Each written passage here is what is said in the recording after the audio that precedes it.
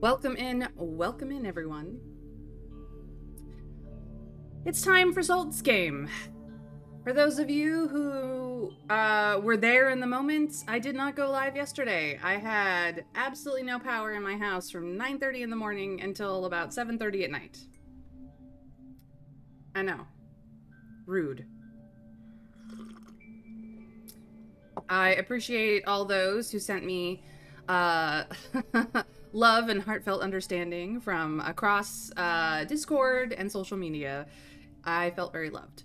But unfortunately, these things just do happen when you live near a construction zone and stupid people are stupid. Yes, our fridges survived via a handy dandy emergency generator that we have. So we were able to at least make sure that they got cold enough again that nothing went bad. So we're fine. We keep the house pretty cold. So the house was actually not bad at all. Lots of people in our neighborhood went to the pool though, so and I don't blame them. It was hot yesterday, but we fared pretty well. So you know, you don't have to worry about me in that situation. And generally, these things don't happen all that often. It's just somebody forgot to ensure that certain power lines were labeled properly before they dug for construction. Oopsie poopsie. Let's hope that doesn't happen again. Anyway, we're back with Sultan's game, because it's Thursday, and we're going to do it. Tomorrow is a Palia Friday, of course, where we wind down from all the stress of the Sultan's game with chill vibes and ADHD ooh shiny mode. So feel free to get ready for that in advance. Palia is !Palia in my chat for the Steam version. It's a free-to-play MMO, so you're welcome to come actually join me in the game tomorrow when I play, assuming, of course, you have the ability. If you're working or busy and just lurking in my chat, I mean, I love my lurkers. Please don't feel like you're left out. But yeah, let's get back into Sultan's game. We left ourselves with with having made choices, but haven't found out what happened. Let's see if we actually survive. Yeah. Yikes, Trav. That's awful. Absolutely awful. Especially for where you live. Absolutely awful. So, this is where we are at when we last left off on Tuesday. We have a 21 renown. We are like a very renowned person at this point. I know that the numbers can get really high for these, but our renown and reputation through good deeds is pretty good.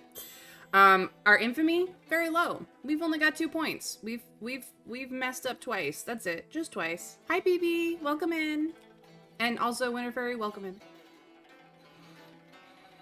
Winter Fairy has thrown down the gauntlet of Boulder Parchment Shears with some parchment for those who might want to get in on the action and challenge her.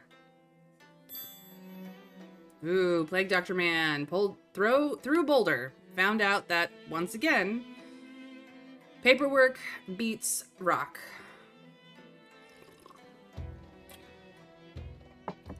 Our influence in the court is just 9. We're not the most influential courtier, but we do have some influence, which is good. It's very good and growing. Our notoriety among freemen, adventurers, and the darker areas of town is a solid 8. We are known amongst the more corrupt underbelly of our region, world, whatever, the city that surrounds the Sultan's court. So it's not, you know, we're not necessarily a bad person, but we certainly understand that there are more places of power than just the nobles. And our influence between both of these areas, both the high and mighty and the low and shifty, are almost equal and have been equal on a regular basis. We also have an 11 in insight, which means that the gods, the spirits, and the various magical influences of the world are also aware of us. for better or for worse.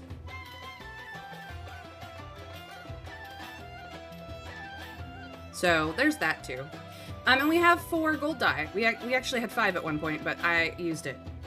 Well, actually, we had 6 at one point, and I used a couple. So that's where these stand.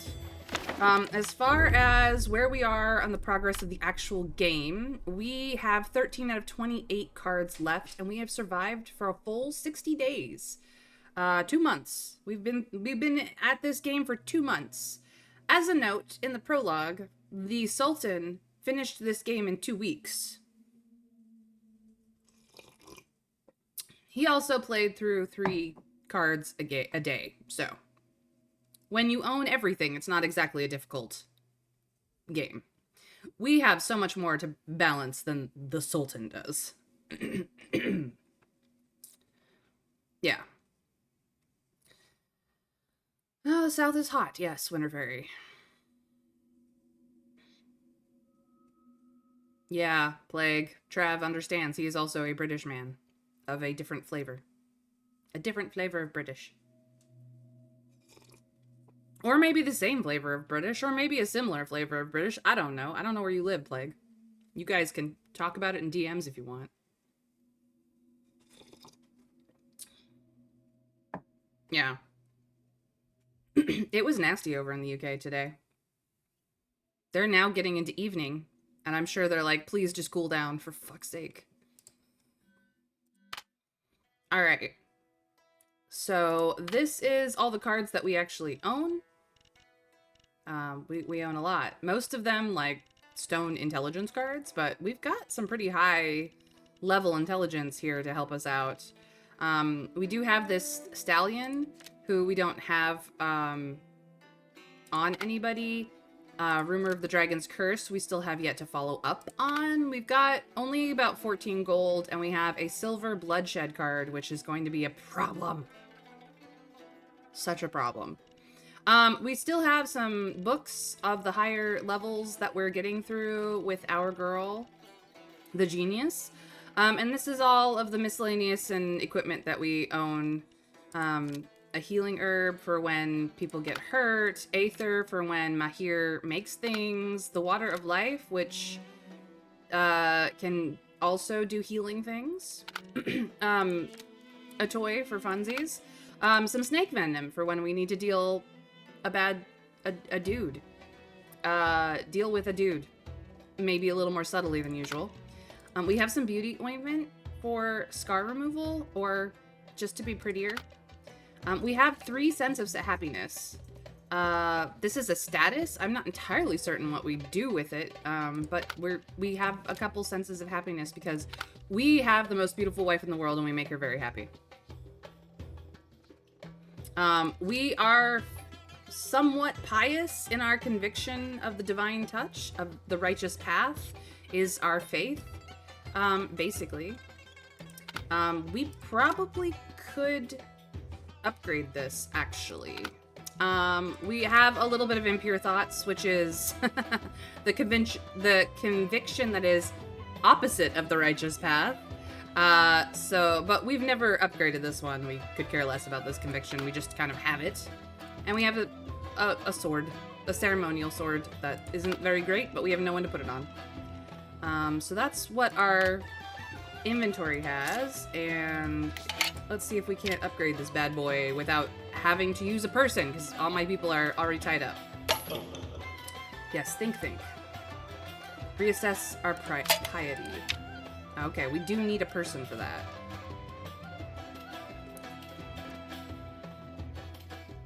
Reaching 3 will upgrade the conviction. Okay. Do we have anyone we could free up? We are at our estate, making our money. Raid, the leader of the former leader of the Vagrants. We kind of nagged her, grabbed her for our own entourage.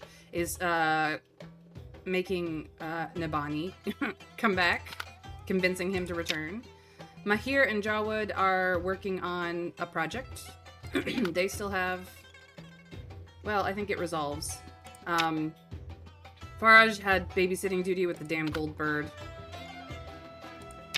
Adilla is at court with Creus to try and keep the Sultan in our favoring us. Where is my wife?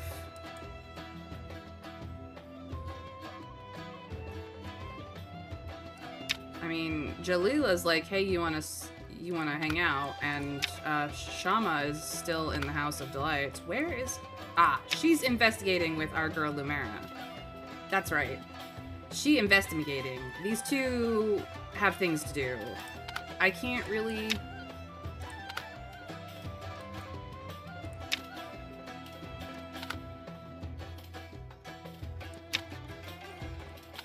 I don't have an extra person. Okay, well, we're probably gonna get this back without it having resolved at all, so I'm not gonna worry about it. I just was like, do I need people for this? I couldn't remember. Well, now I know. So this is where we have what we have going on. As far as our fate points, we do have 19 accumulated, and no upgrades. Woo. Can we go back? Thank you. No upgrades to our main characters yet, because this is still run number 1. Crazy.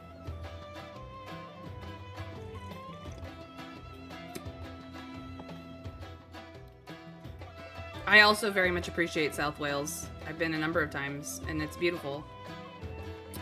I don't know where Cheshire is offhand, Plague, but clearly a different flavor of British. All right, let's see what happens.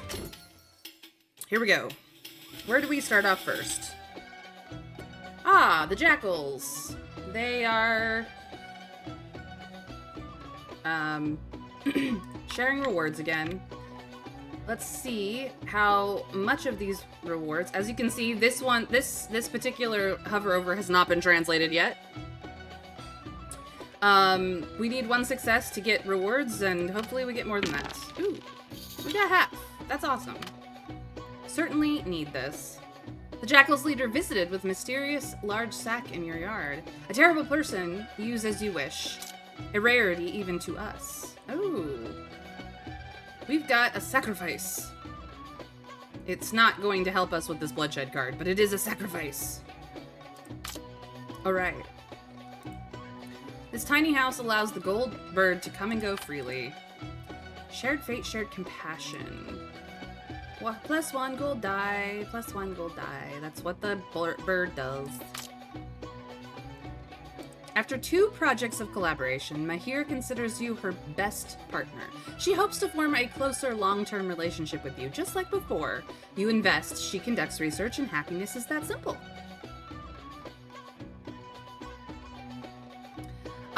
Welcome in, Rukavi. Help the gang fighting the slave rebellion and they give you human sacrifices, huh?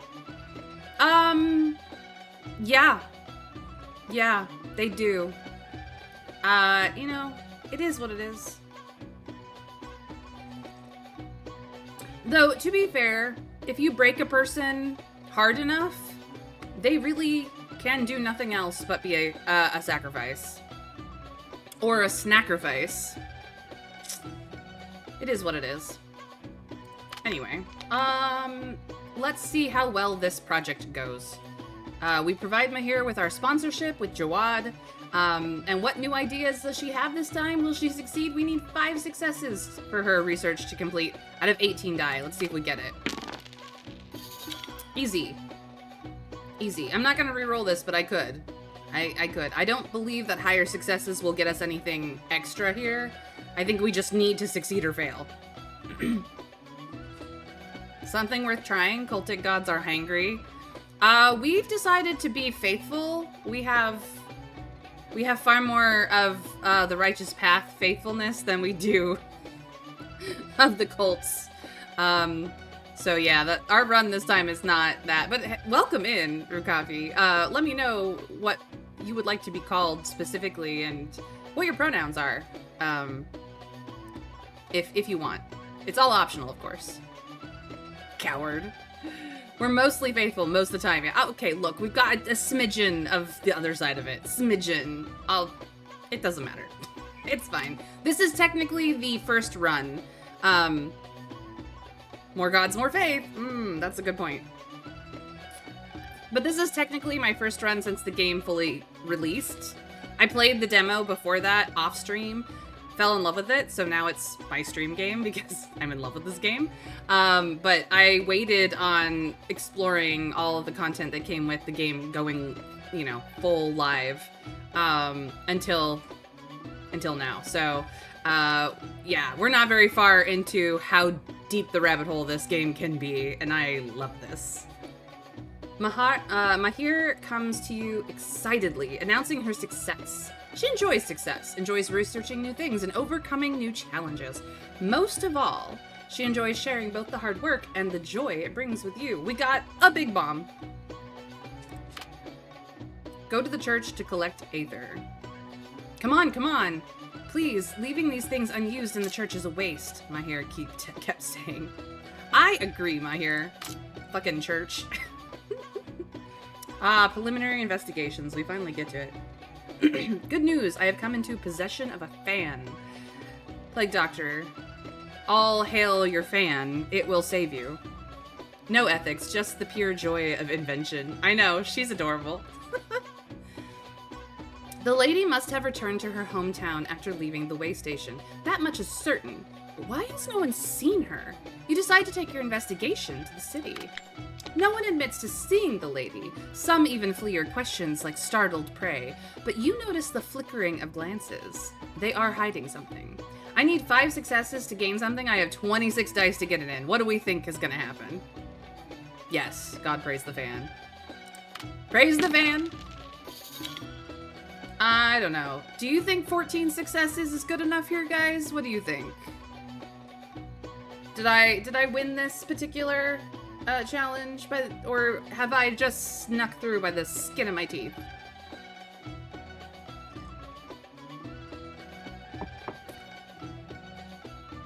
I just like to be amused at my own overkill. That's all. Excellent communication skills pay off. Man, isn't that like a truth of the world right there? Finally, Maggie pries information out of an urchin, squatting indifferently in the corner. The urchin says, I saw the lady come back. Yeah, with a little one. About yay high, right? Lives up in the governor's mansion, she does. I even heard him at night, arguing loud. Next thing I know, the government says no one's to breathe word of it. See, most folk around here can't so much as lift a finger without his say-so. Everyone's dependent on him for their bread. But me? I got nothing to lose. Ain't had a proper bite in days.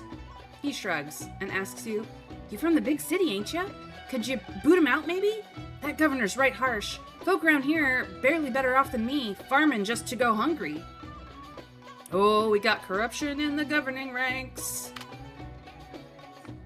Maggie buys him some buns in appreciation. It seems a new suspect has emerged in this case. Good job, my wife. Best wife in the world. Goddess amongst mortals. We love Maggie. I have loved Maggie since my very first demo run of this game. I fell in love with her so hard that I would marry her in an instant if she were actually a real person. Screw the world. I would marry this woman. She's amazing. I would worship her for the rest of her days. Yeah, retainers are a one-time resource. Even if they do not die or get consumed in the ritual, they will leave after being used. And you can hire new retainers in the guest house or among the criminals who come for you. Bye-bye, monk. Bye-bye, mage. I mean, what is a woman without her entourage? She had to have a lady-in-waiting, and Lumera, a genius little girl that she is, of course, backs up our wife, because we adopted her off the street and we treat her like our child. It's fine. She's ours. They had an entourage who is now would have been useful to keep, but it's fine. We can get more. Alright, I am at the estate to make money. I'm not bad at making money. Let's see if I actually make a decent amount. Oh, hell yeah. The 5 gold is for me. And we got extra gold because of the decorated house. Except we're still a little obsessed with this bloodshed card. Who do we kill? Who do we sacrifice? Yes, who do we sacrifice? Gotta go to that palace on regular basis, because the Sultan is watching.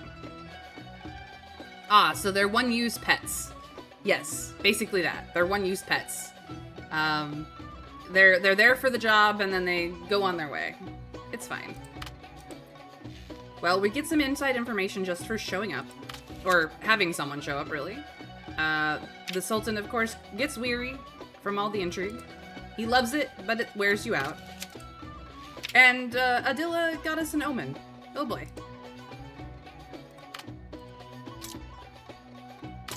Good for her, though. Nabani is bored. We had to fetch him back. Thank goodness for Raid, who fetched him back with a fighter at her side. I didn't realize that this was a one-use pet, essentially, because we just recently got the ability to get retainers, so it's fine. I was going to use this fighter as a boost for something else, but it's whatever. Raid brought backup to deal with Nabani, because sometimes he's just such a dick in the brothel. Ooh. Habib hastens to report. As a precaution, you decide to test his cooking skills. He, in good spirits, assures you he will not let Mistress Maggie down and intends to impress all with his signature dishes. Of course, the ingredients are on you. Habib has become a follower, and the event A Suitable Meal has appeared for our guest house.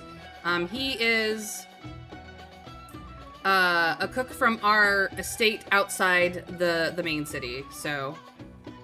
yes, as a noble of a silver-ranked card noble, we do have more land than the place we live near the Sultan's palace. So, there's that.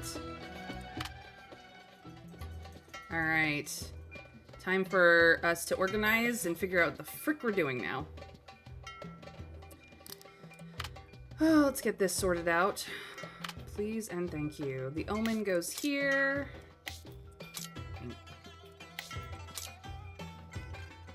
These are people. The big bomb goes down here. Let's check it out. Combat 20?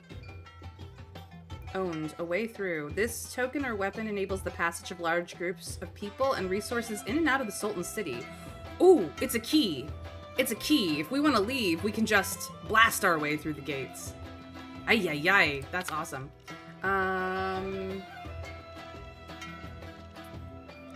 What is this guy? Just a prisoner. One physique. A prisoner bound in despair awaiting your decision. Okay, okay. We still need to work on this. We now have, like, all of the people in our group. Okay, all of our intelligence. Let's get this resorted. And that will help a lot. Oh geez, we got so much going on now. Yikes. The board is getting a little crazy again. We're ignoring this guy because we don't care. Like, 5 magic, 1 combat? It doesn't matter. I don't need him. But if we accept them, we get a piece of evidence because of them. Not that we don't have an open crocodile. We could just, like, get rid of it. But he's only useful for a bloodshed card of bronze or lower.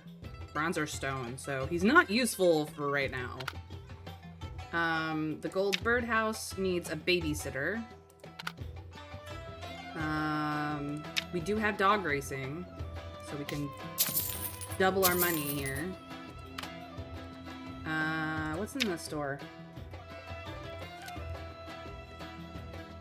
A charisma accessory, a physique attire, a charisma accessory, a charisma sociability accessory. That is tempting. And a dagger that we don't care about. Okay.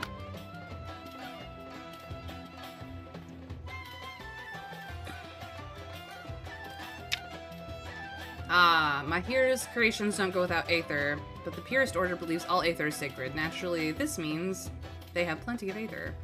You need all the skills from a lot of people to do the heist. I don't actually need the Aether yet. I still have some, so Mahir can wait. Who is in court? Zaid is in court. He actually likes us, so there's no opposition. And we have Fadilla. See, the problem is he's a silver, and we have this silver bloodshed card that we are getting into the point of needing to do something about. We could just slay him in the midst of court. Just saying. We have these guys here, but they are only bronze. We're waiting for our bronze bloodshed cards to roll up for those two. Let's see here. Oh, we have the bookstore date again. We have like 4 passion on our wife. I don't think we need more passion than that.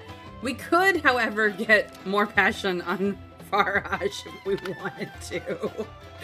Oh, that would be hilarious. Yeah, this is just gonna tick over, so we'll just let it tick. Boundless Sands is an expensive undertaking. We don't necessarily have to go ourselves, though. Your wisdom is a 2. But you do have a 5 in combat. Whoa. And a 4 in survival. Okay. So if I click on this, it will show me who is capable. Alright. I have lots of people for that. Less people for this. What if I put her here? We don't have the Adventurers General. Nabani is not that guy, it's the other guy. For this one, definitely you. For this one,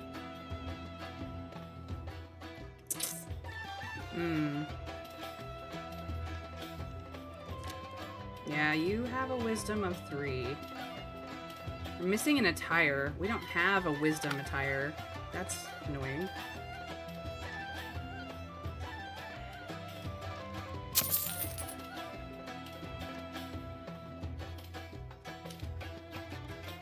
We could send Jawad. Little asshole. Or maybe we should send Mahir instead of making more stuff. Because that also takes a person. Yeah, we'll send Mahir.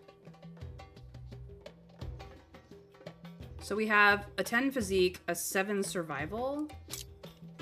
No, that does not do survival. I mean, here we go. An omen. We could definitely throw an omen in there. Give us a 9 survival.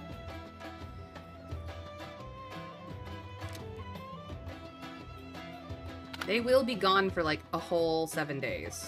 So these are all the people I will have left, if that is the case, to manage everything else I have to manage.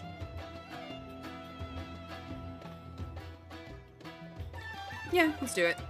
Let's get it done. We have a method of opening the gates. We just do not have a target location to escape to. Okay. Who gets to babysit for a week? You cannot do it. Okay. What we can do is figure out what we can do with you.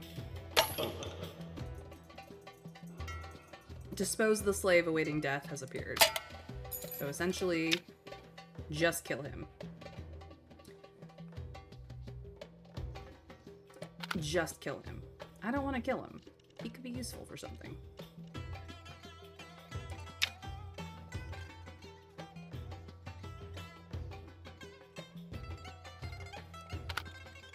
That's fine. It will just go away. He wasn't going to be useful anywhere else, so... Alright.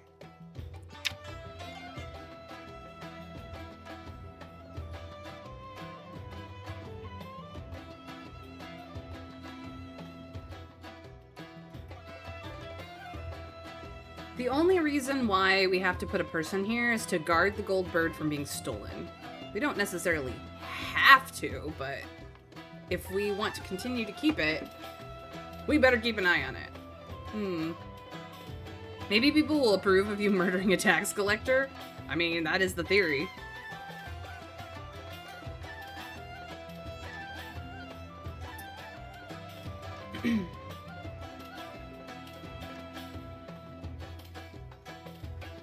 Yeah, everyone is one use for a bloodshed card. You are correct, Rukavi. But I only murdered him a little bit. He'll get better. Poor boy, he's suffering. I tell you, don't let it get out of control like it did with Zaki. I know, I miss Zaki. It was so stupid. Pretty sure there aren't any objections to the first tax collector we killed. You know how it goes. Tax collectors, there's always another one. I mean, it's true, but here's the thing about this tax collector. Zaid is actually diligent, meticulous, youthful, and trying to help. Like, he's a good kid, essentially. And we have gained his support at the bookstore. He is trying to deal with the causes of the tax anomalies to rectify them rather than covering them up. He is a good person. We would be sacrificing a man who is trying to limit the amount of corruption in the court that is happening. So to kill him would be kind of a bad thing. Howsomever, here's another silver card that we could absolutely use. We used her for a carnality. It may be time to just get rid of them, because this is a hermaphrodite right here.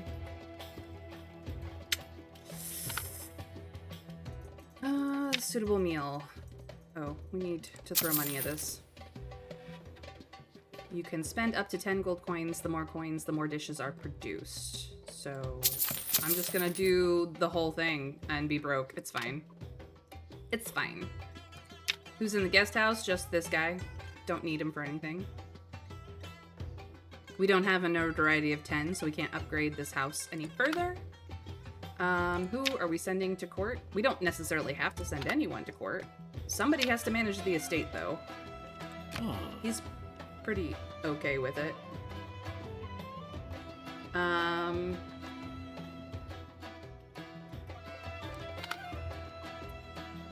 Let's see. This starts an adventure. This starts an adventure. This is the next book for a genius girl to read.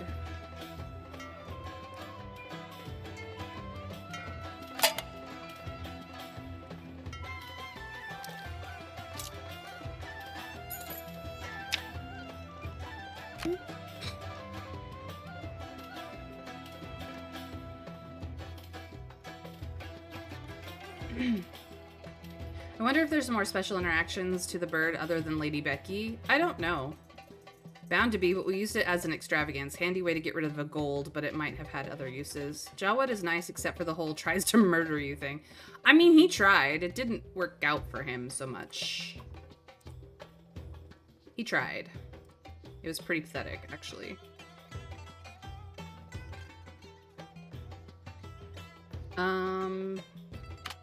So she's in a book.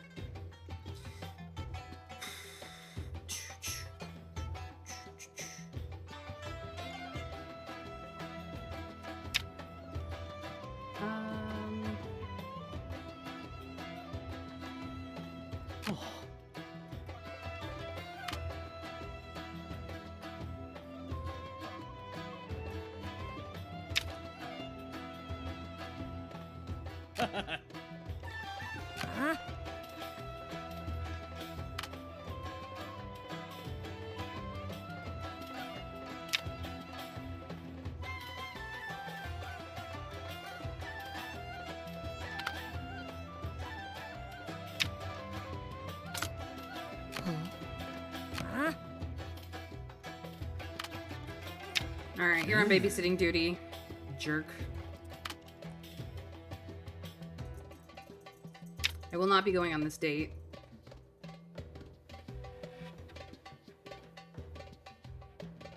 I don't have a carnality card for it anyway, and I technically already used one on her, so it's fine. Okay.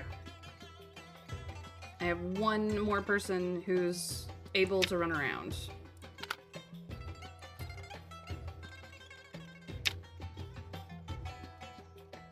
I don't have a target, is the problem for this. And if I throw this in methinks, it will just say, kill one of your own.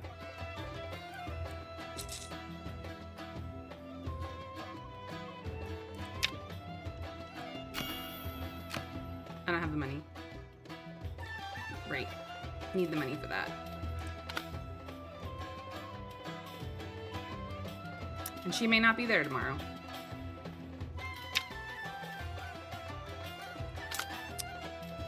Goodbye, tax collector. I'm so sorry. Maybe not.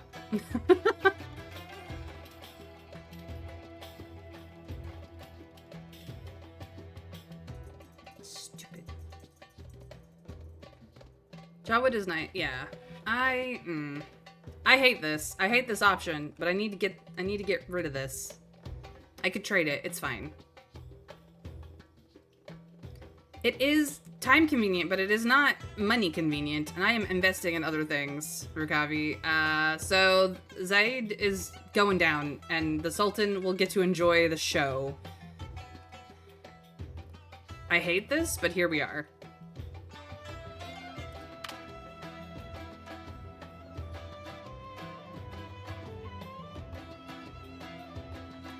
Where is the bathhouse? That I have money for. Alright, that's where we stand.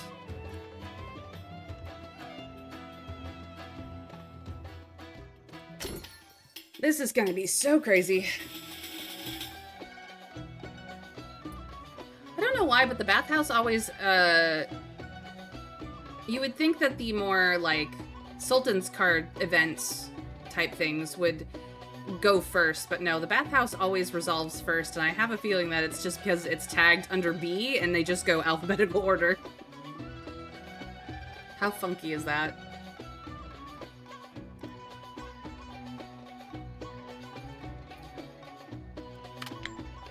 Alright, let's see what kind of information we get today. Silver Tactics, very nice. Something noteworthy has happened. Ah, we're back with the, scholar neighbor. Did you ever get the crocodile? Oh, yes, we got the crocodile. He's already got his own pond. He just doesn't have anything to eat right now. Your neighbor, a scholar, complained that your feast was too noisy, interrupting his creative flow and preventing him from finishing his great work. Do we cancel the feast? Ask him to move. Ignore him outright. Or deafen him, because we're an asshole.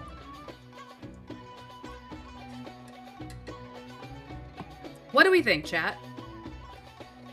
Bringing it to the bathhouse is a good way to resolve a bloodshed card. Well, we already gave him a habitat, so he's not a card that we have. He's like the golden bird and the observatory. He's a thing. He's a thing that we can use. So he's an event now, not a card. But you're right, Rukavi. He could have been a sacrifice for that.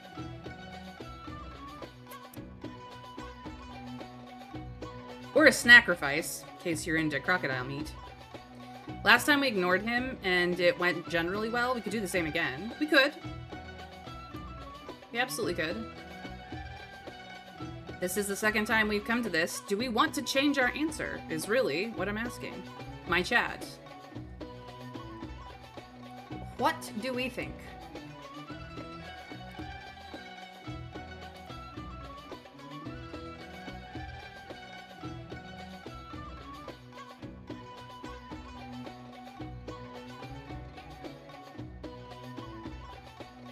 Deafen him, maximize infamy. No thank you.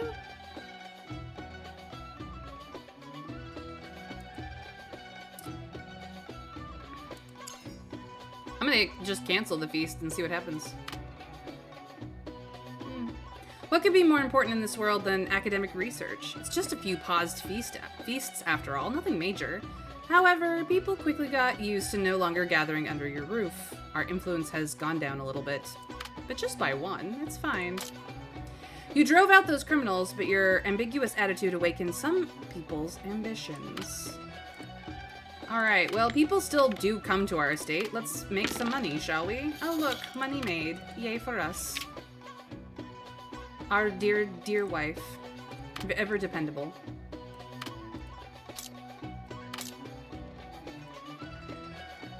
Yes, we must go to the palace. We get inside information. Palace intrigues make the Sultan weary. When you reveal the guard of bloodshed in the Sultan's palace, everyone stops breathing. After enjoying the moment of silence, you point to the individual who just gave a speech. The courtiers buzz like a swarm of bees, while the Sultan smiles like a beekeeper. He announces that the two of you will duel to the death in front of the throne tomorrow.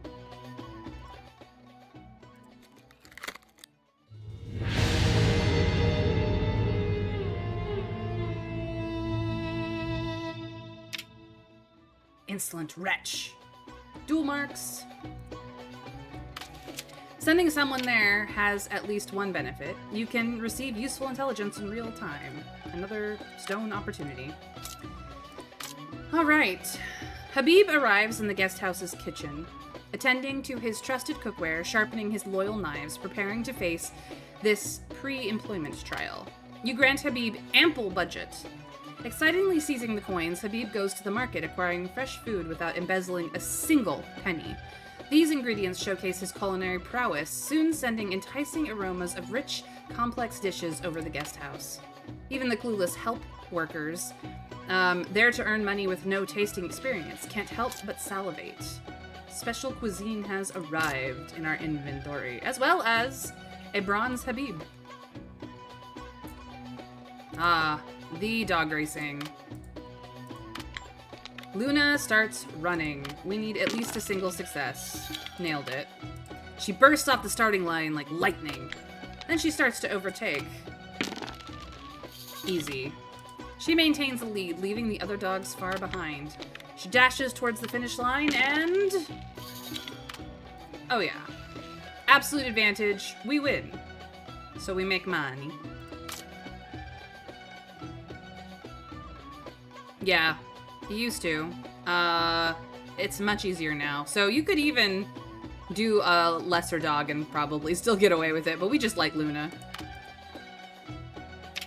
Our girl has learned some magic, but is less wise. Whoopsies. She's thoughtful. Always thoughtful. Our genius girl.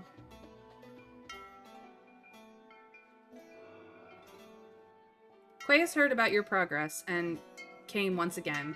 After understanding the doubts in detail, he frowned tightly. If there are really hidden truths in this matter, I will assist you in the investigation, but my eyes will also be fixed on you. And don't try to play any dirty tricks. It seems he is hostile towards you, but it hasn't blinded his mind. As you know, he is also someone who seeks justice. The in-depth investigation has appeared. Time for a new card. Let's hope it doesn't fuck us.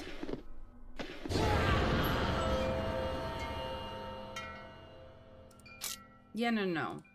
Please.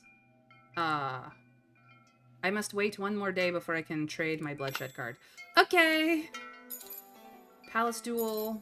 Everyone come together. Catching a thief. In-depth indication. Catching a thief. Hamir? He's just a kid, but he is a pickpocket. Failure will lead to loss of property.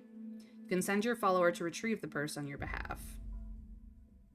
It is a combat strength sort of thing against a pickpocket. Okay. Well, I mean, that's fine. We also got Book Lover 2.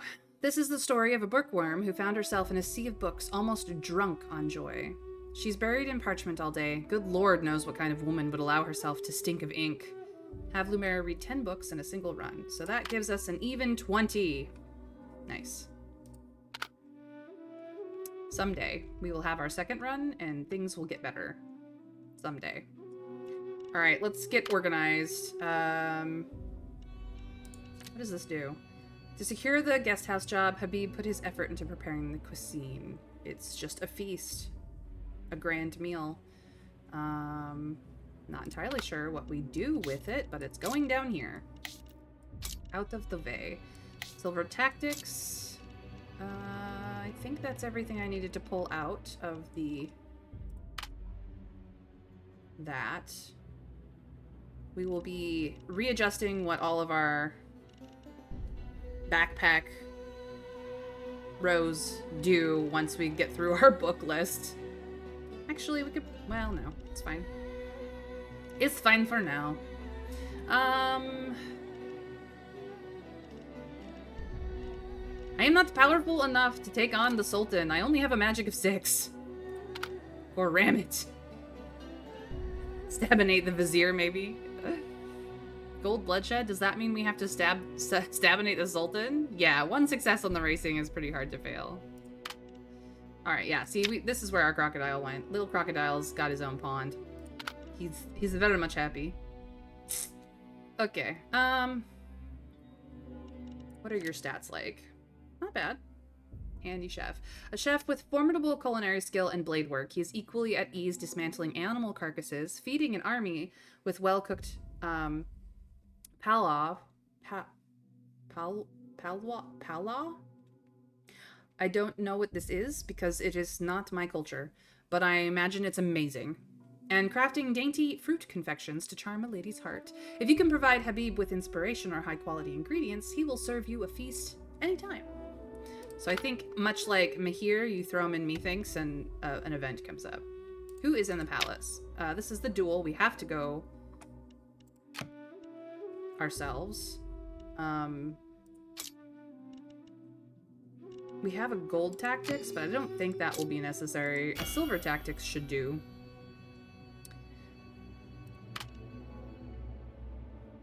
I think it's a spelling variant of that. Pilaf, rice dish, lots of seasoning. I mean, I imagine a pilaf and it are words in 2 different languages that mean roughly the same thing, or at least the same idea. Probably not the exact same dish, but I mean, I'm sure it's amazing. I don't have a lot of understanding of Middle Eastern food or culture, which is a failing on my part that I have not pursued such a thing since it's so decadently interesting.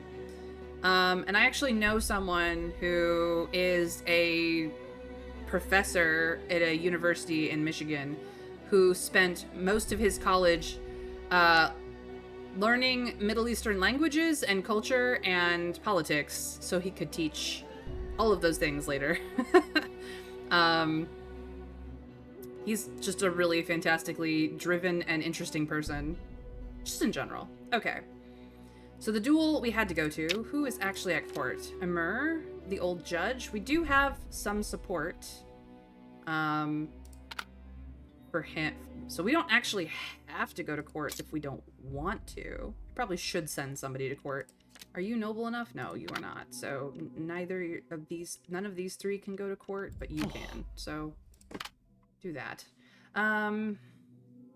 Catch a thief. Catch a thief. You aren't going to need more than that. Absolutely not. The in-depth... Here's Quaeus. Okay. We need sociability and wisdom, of course. You must have a conquest card to prove you have the right to interfere. We don't have one, so this will have to wait.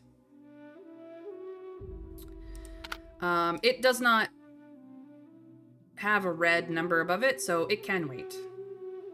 Boundless Sands have 6 more days. Somebody needs to manage the household. We could have both of these guys do that. That would probably be fine. Which means she is free to read a book. Bloodshed is not a problem right this second, and we will trade it in tomorrow for something less stupid. Oh, right, we still have this. That's where that 3rd one went. You may invite 1 non-noble follower to dine. If you wish, you'll be able to dine with them. Maggie's eager to hear Habib, to try Habib's cooking. Okay.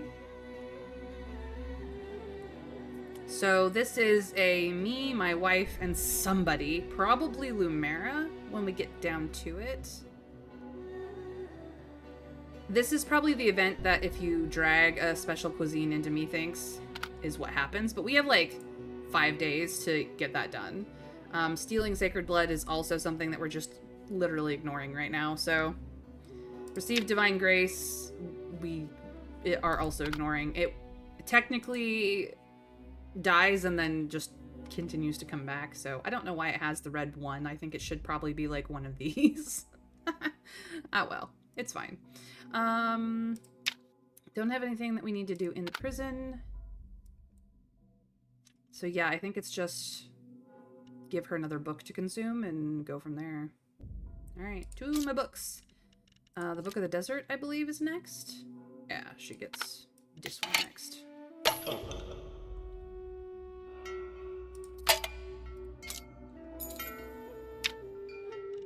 Here you are, my girl. Consume. What is her survival at right now? Nothing. She will get it. She will get survival. My genius girl. Ah, so good, so good.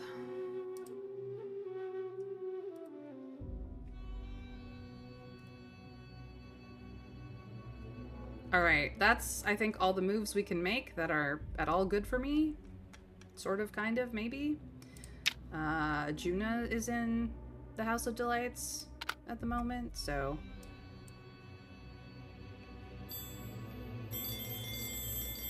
I just like the noise. I'm sorry. That makes me happy. That was my ooh shiny moment. Let's see what happens.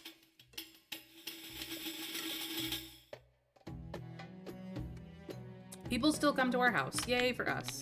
Let's make money, shall we? Make it the money. All right. Good money. Excellent money. Happiness. Echoes of Antiquity. Nice. Catching a thief. As you step into the study, a dark figure scrambles out the window in a panic. Catching a thief. I needed 3 successes. I got 13.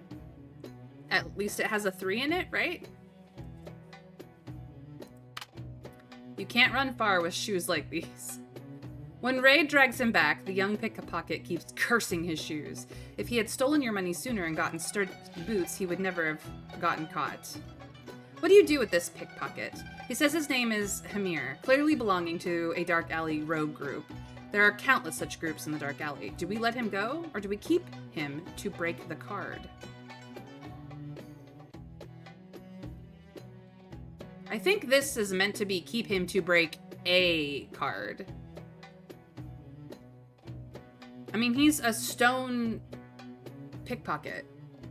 The only card he could possibly break is a stone level Sultan's card. Or we could let him go. And maybe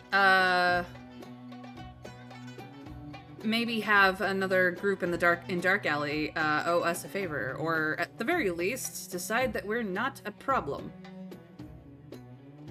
What do we think, chat? Do we let this young man live, or do we keep him as a slave or a prisoner awaiting death? Or worse. I'm curious to see what you guys would want me to do. I ultimately have to push the buttons at the end of the day. Do we have any stone bloodshed left to draw? We've already got a stone sacrifice if we need it. I'd let him live. I actually don't think we have any stone level bloodshed to draw. I think we only have bronze and up, actually. I think we have 2 bronze, 1 silver, and the gold in our hand currently left. Not enough into human sacrifice to need more. Yeah, we're not exactly the sacrificial type. Yes, we have killed people for this game, and we felt bad about it every single time. And we've killed people out of mercy, too. Felt bad about that. So, I think we're just gonna let him go. Ultimately, that's for the best. You retrieve the money, and as for the pickpocket, you offer a verbal scolding, suggesting he come to the guest house if he's hungry. Others wouldn't be so lenient. The boy leaves defiantly, and you doubt your words reached him. But, you know, you never know with these types. He might come to the guest house. Anyway. Frequent appearances at court are necessary. You get some information for sending someone. The Sultan is more weary. We get a secret as well. Good job, Farash. Palace Duel. Yesterday, you presented a bloodshed card in the court. Today is the day you and your opponent must settle this fight to the death. The duel begins. You dash forward and slash at the opponent's neck. We have to have a single success to injure our opponent. I don't know, is the 6 good enough? I think maybe? Maybe we should re-roll it just in case? Nah, it's fine. With surprising speed and skill, although Zaid barely dodged the blow, they were still injured. The opponent adjusts their stance and kicks at your abdomen. Well, can we withstand his return attack? I don't know. You guys tell me. Maybe another day we'll look into that. Our wife might not be happy, though, and we do love our wife. We do love our wife. We easily dodged that kick. The two blades clash heavily. This is a contest of strength. Well, he had no stats. This is not at all translated either side. He had no stats. We had all the stats, and whatever this means. We need at least one success to win. We did roll a 1.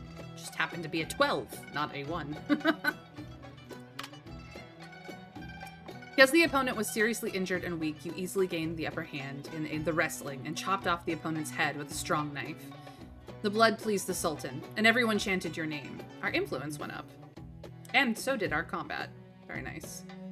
Poor man. I feel bad about killing you, but I had very few choices. Reading can improve ourselves, and so she learned survival skills. Anyone who dare to say that he can conquer the desert will eventually be... And I didn't read it fast enough. Lumera is thoughtful, as she often is.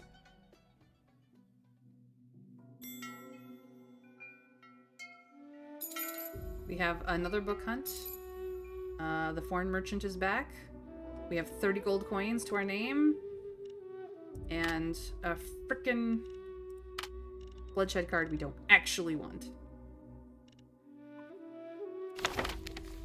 Echoes of Antiquity. This is the story of a challenger of fate whose words and deeds echoed the distant dance of the celestial hosts. Your calamities, your fortunes were written in the book of fate since the beginning of creation. We accumulated 20 fate points and got a 1 for free. That's how that works. Okay.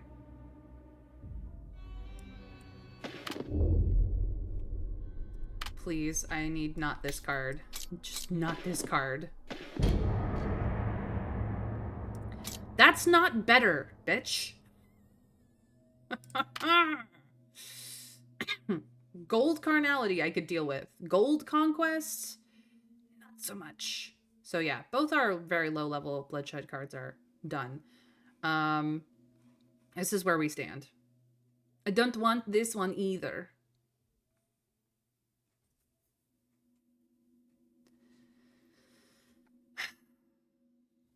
I was hoping for anything else, so... Not the gold card, please. The other silver bloodshed card. You're just fucking with me, aren't you? Fine. Fine. Quaes may end up dying. That's all I'm saying about this. I got time. We also have this, in case we need to extend that time. We've done it once. He has the Heritage Tapestry, which is a treasure, as well as this sword, which is one of the best, I mean, it's a gold level weapon. I want the tapestry. This would be all the rest of my money, so we're not going to worry about that. Baraj, would you go collect our rent, please? The rent is kind of like a discount. Cool.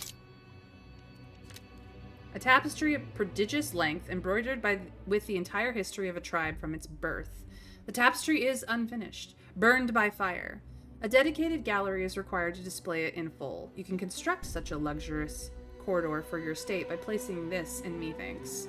I think I'm going to save it for when we have a extravagance card. That can just live down here for the time being. Yeah. That will be for the best. Who's at court? Abdul is at court.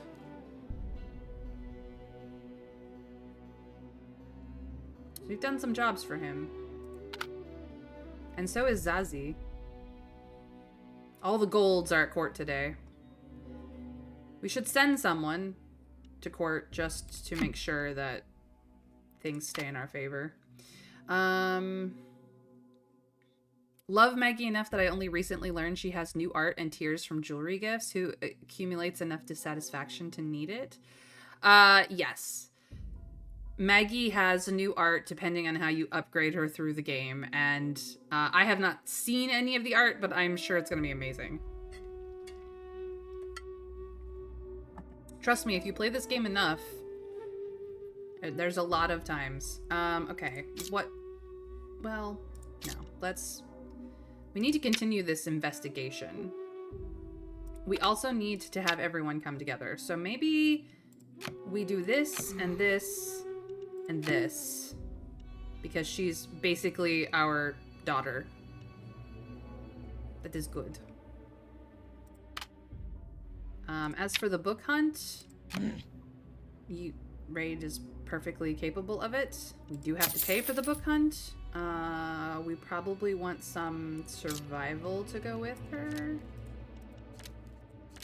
Mystique? No. Nope. Nope. Opportunity? Yeah. That will have to do. They're headed to the Vagrants again. She's not the best at that, but that's fine. In-depth investigation we can wait on for a second.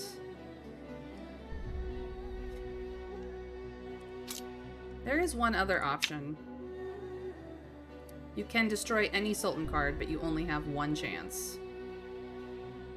If I don't want to deal with this Silver Bloodshed card, I could just get rid of it now. This would be better for a gold card that I don't want to do. Like, Gold Bloodshed would definitely be better here. I don't know. We only have half of what we need for this ending, so...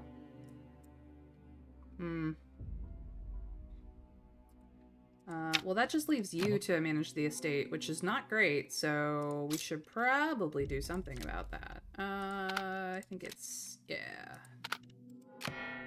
That one that will have to help.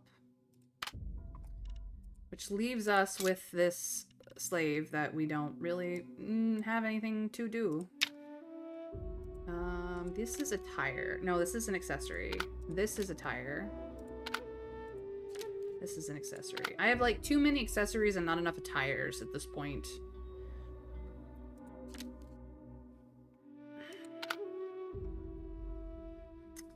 Chainmail isn't bad, but I just don't need it right now. Yeah, I think that's where we stand.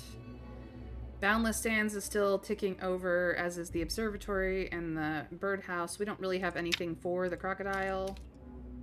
I can't even feed him the stallion. It's fine. Yeah, this is the turn. Let's go.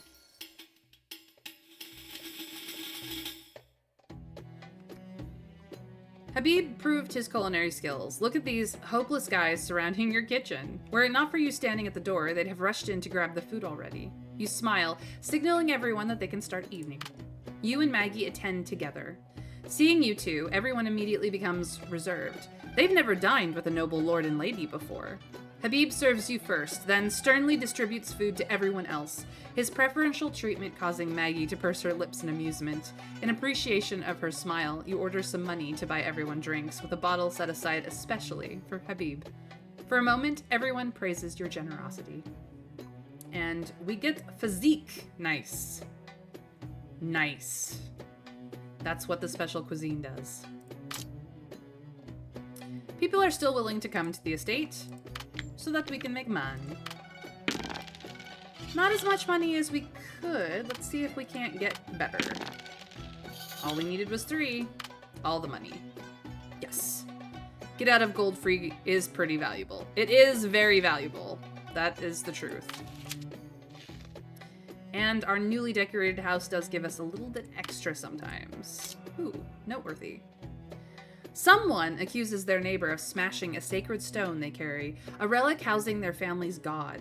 The neighbor fires back, furious, calling it a sham. Anyone can see it's just a common cracked rock. Do we say this is a sham? Do we say that this is a fair claim? Do we ask to be shown the stone? Or do we say, how dare you worship foreign gods openly? So, do we take one side or the other? Do we decide to investigate carefully, considering our, our connection to the divine and mystical? Or do we play a man of faith? What do we think, chat? What do we think?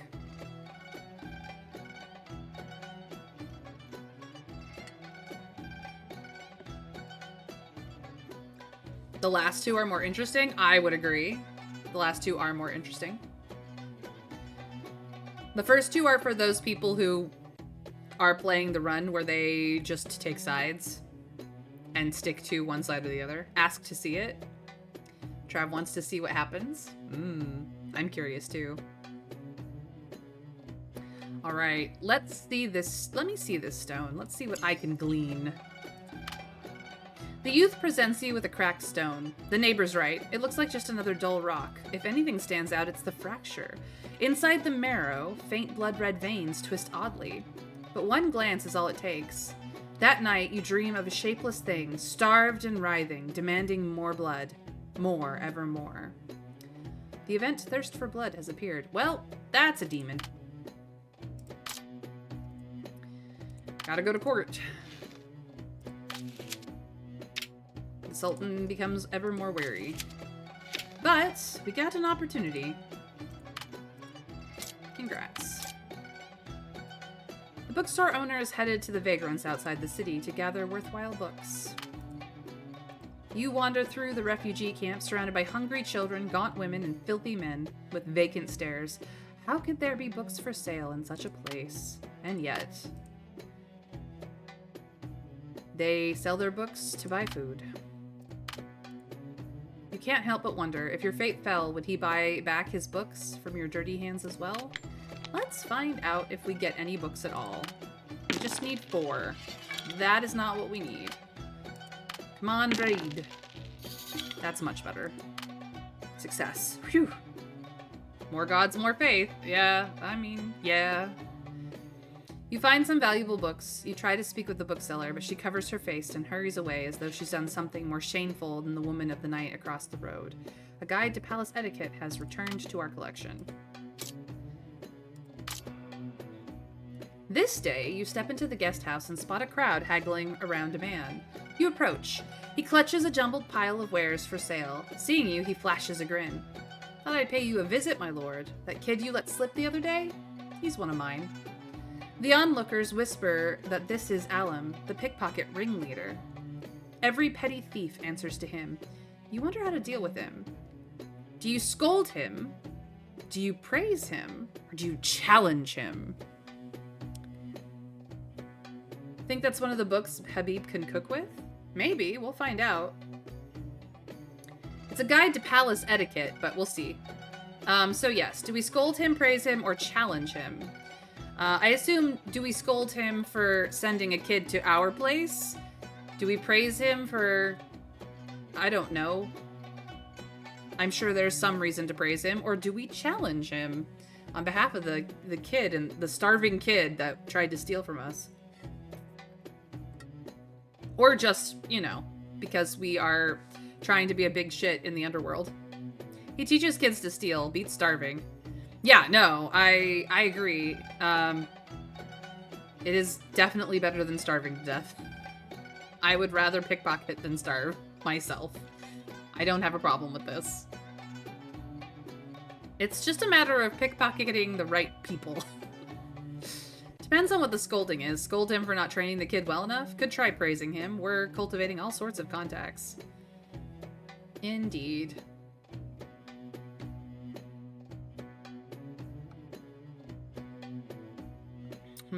I don't actually know how this is gonna go.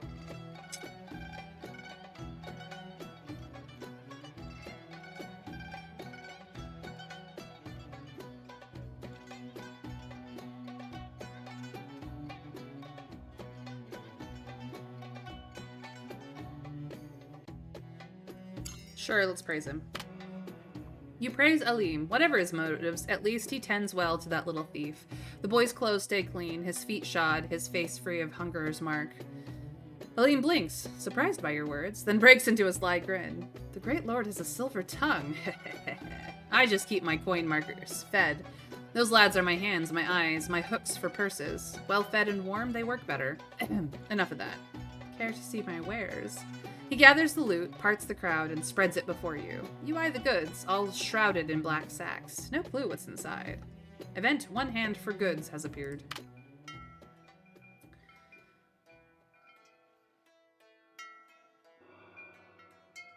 In the dark alley, the Sultan's laws are just one way to solve problems. Often, it's up to the individuals involved to figure out the rest. A noble approaches you, asking for help to resolve a problem, as he, unaware of rules, has offended a mercenary who claims to be a roaming swordsman in the dark alley. I asked him to handle a problem for me. I assumed he'd scare her off from the capital, but, to my shock, he killed the woman and left her head at my doorstep. Now everyone knows my mistress is dead, and they blame me as the killer. He slips you some money, asking you to teach this unruly mercenary he's set to meet in the dark alley. It's said this mercenary is the best in Dark Alley. I thought hiring someone so skilled would make it easier. Surely you can think of a way to deal with him, since you're a figure of influence besides the Sultan? Event Entangled Task has appeared. Think he sells you some stolen goods no matter what. If you don't praise him, he takes the payment first. Yeah, I'm pretty sure that's the truth, Rukavi, but we at least noticed that although a kid was stealing from us, he at least was not unskilled and a dirty lout, you know. Day at the guest house. Habib caught crouched by. Okay, the sentence structure here is a little bit kerfluckered, so I'm gonna try and understand what they're doing.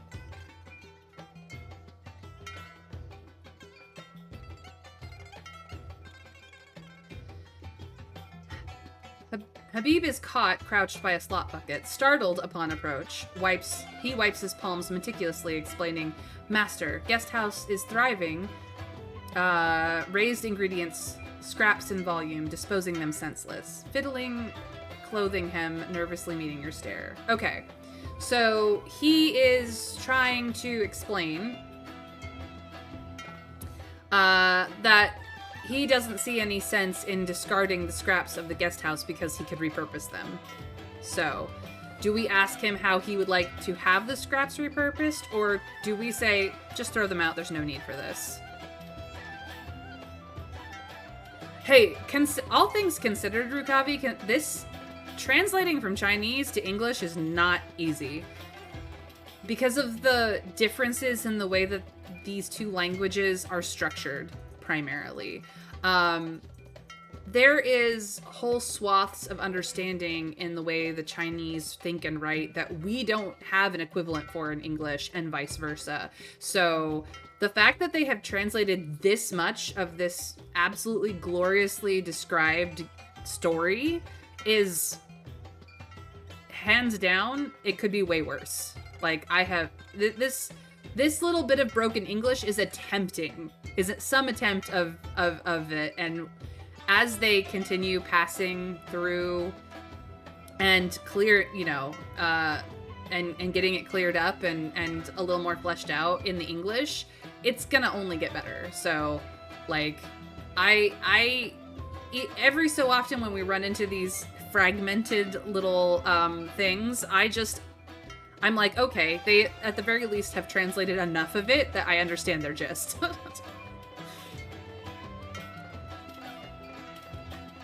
Option 1, why waste them if there's some use? Go for it. I mean, I agree, Trav. How do we repurpose the scraps? Even scraps are better than the mud-laden gruel of shack dwellers, and the nod grants him leave to prepare meals using these materials. Full emerges more work. So essentially, we repurpose the scraps to try and feed more people, which could be very good for us.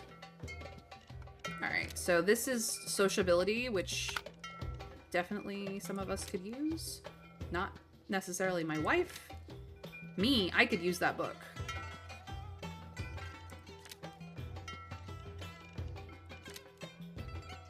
So could Habib.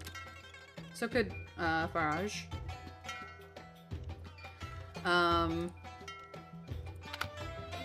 Alright, we got... You're back again. Jeez Louise. If only I had some troops. I mean, I don't need troops to humiliate him. It's just, I need to be able to kill him, and I just can't. Let's get organized. This needs to go down here.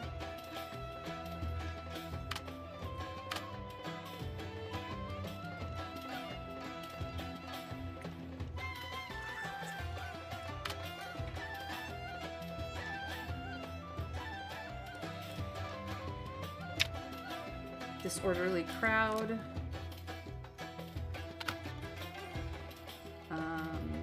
You must send someone to settle the crowd with charisma.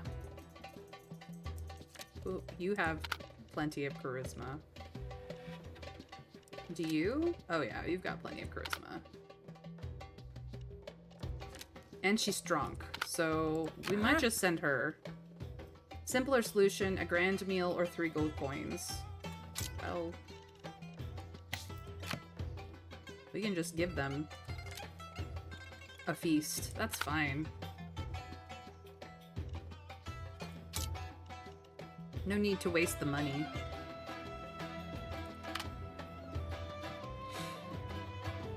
Who's in the guest house? Just this guy. Okay. A roaming swordsman. Hello. A gold roaming swordsman. The most well-recognized mercenary swordsman, he refuses to reveal his name. What marks him, other than his gleaming gold sword, is his libertine attitude, the overflowing goblet, the beauties in his arms, and the coins he can never keep. Okay. We also have a disgruntled noble, a noble of little consequence. Choose to persuade the noble or use gold coins or a Sultan card on him. Ooh, hello. Choose to persuade the roving swordsman or use gold coins or a Sultan card on him. Other Sultan cards outside of Conquest with rarity based on whom you intend to confront. Money solves problems. So, we need to choose one side to proceed. Dispatch allies to persuade them peacefully. Use the Sultan card will bring special outcomes. The Extravagance card must be used with the corresponding number of gold coins, and the Carnality card requires you to participate. Or we could just...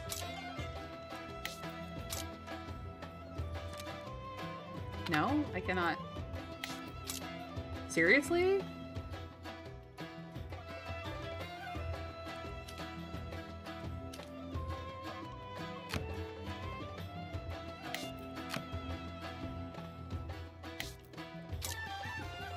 Interesting. I will get to this in a second. One hand for the gods. Alim, the thief. He might have picked your pocket before, but you cannot remember his face for the life of you. In the blink of an eye, he is gone. Just another face in the crowd. So we get stolen goods, which is 5 gold. We can send somebody to pick it up. Pay 5 gold to buy Alim's stolen goods. The little thief Hamir might be linked with Alim. Obviously, he is linked with Alim. We need stealth and wisdom. Interesting. You have shit for stealth. You have much better stealth. And much better wisdom. What about you? Just the wisdom. Okay. My wife? Little stealth. Much more wisdom. Me, of course, stealth and wisdom. An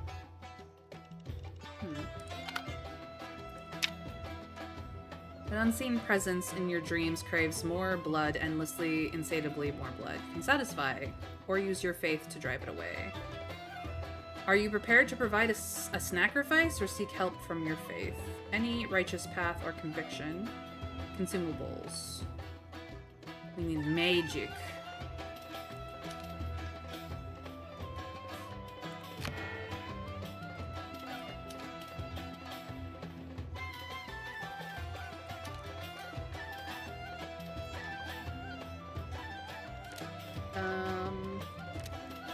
I actually do have a magic word.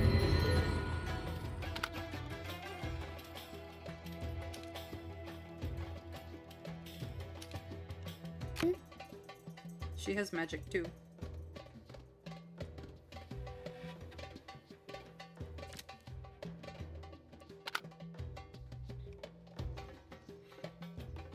Yeah, let's just get rid of that.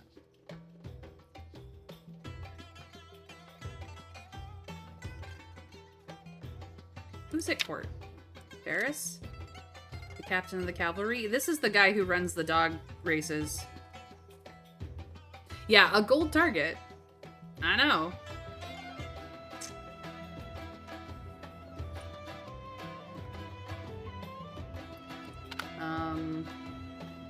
We need to send somebody to court.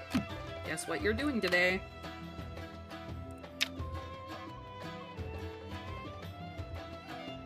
Who will you send to taste the mush? You need to send someone, but we don't need to for like a couple of days, so I might do it on a day I'm not running around trying to manage everything.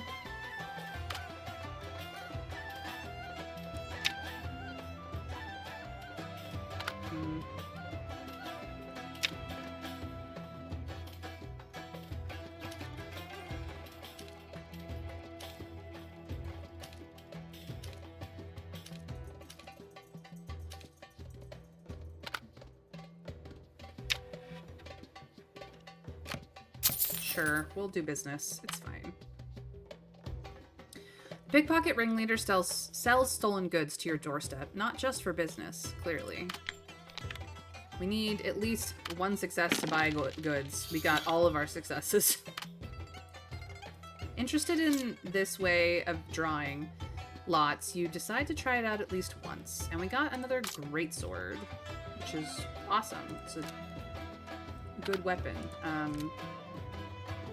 We have this exquisite dagger that's actually better.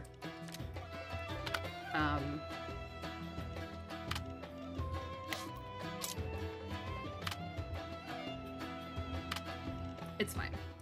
Alright.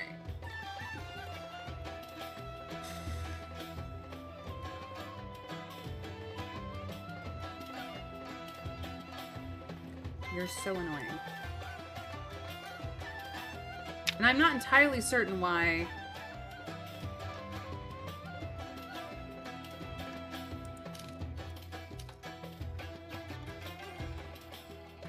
this doesn't go here, unless I mean, does it go here now? It does, but I want this.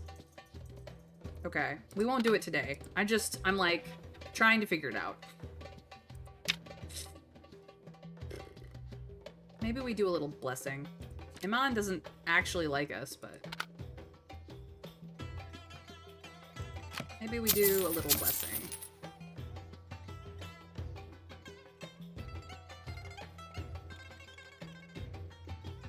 We could also just bloodshed him too. He is silver. And he doesn't like us.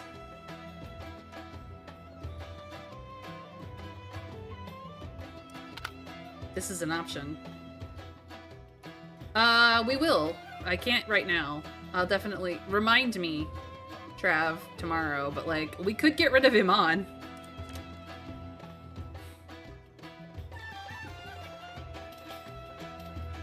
Because he's at opposition too. We kind of pissed him off. We could kill him and try to get in somebody different for the righteous path people. What do we think, chat? Do we just get rid of this bloodshed card now? And just say fuck this guy in particular? Or do we deal with this disgruntled noble instead, because he did not make his thoughts clear to the swordsman, and the swordsman did precisely what he thought he was getting paid for. Like, you want your mistress to go away? She's now no longer a problem permanently.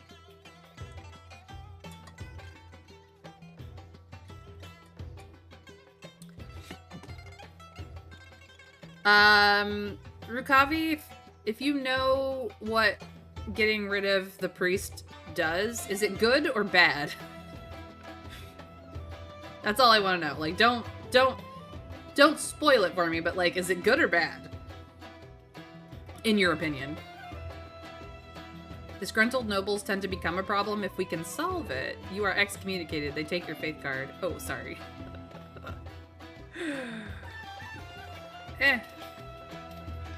I kind of like my faith card. Thanks for the heads up. Maybe we'll just kill this disgruntled noble in a very permanent fashion. Let's just do that. I think we need more sociability than anything else.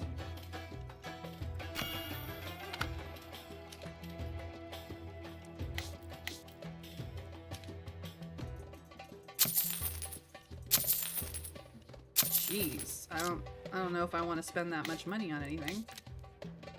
Not entirely certain what this money is going to do. It would be for extravagance card.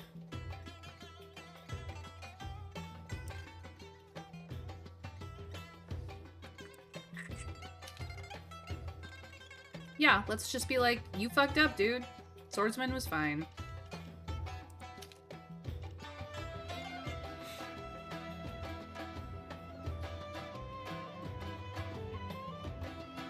You doubt you become the new priest by killing the old one that they phased that out years ago? Yeah, no. I don't think he's just a priest. He's the Hierophant Pope, basically. Yeah, no, he's a major player. Like, he doesn't like us, but he's certainly not trying to kill us. That's fine. This guy fucked up, though. And he's a noble of little consequence, even though he's silver, so... I guess that's how we're dealing with this damn card. I think that's all we can do. Oh shit, I didn't do anything to... He's gonna get some advantage. This is gonna be so bad.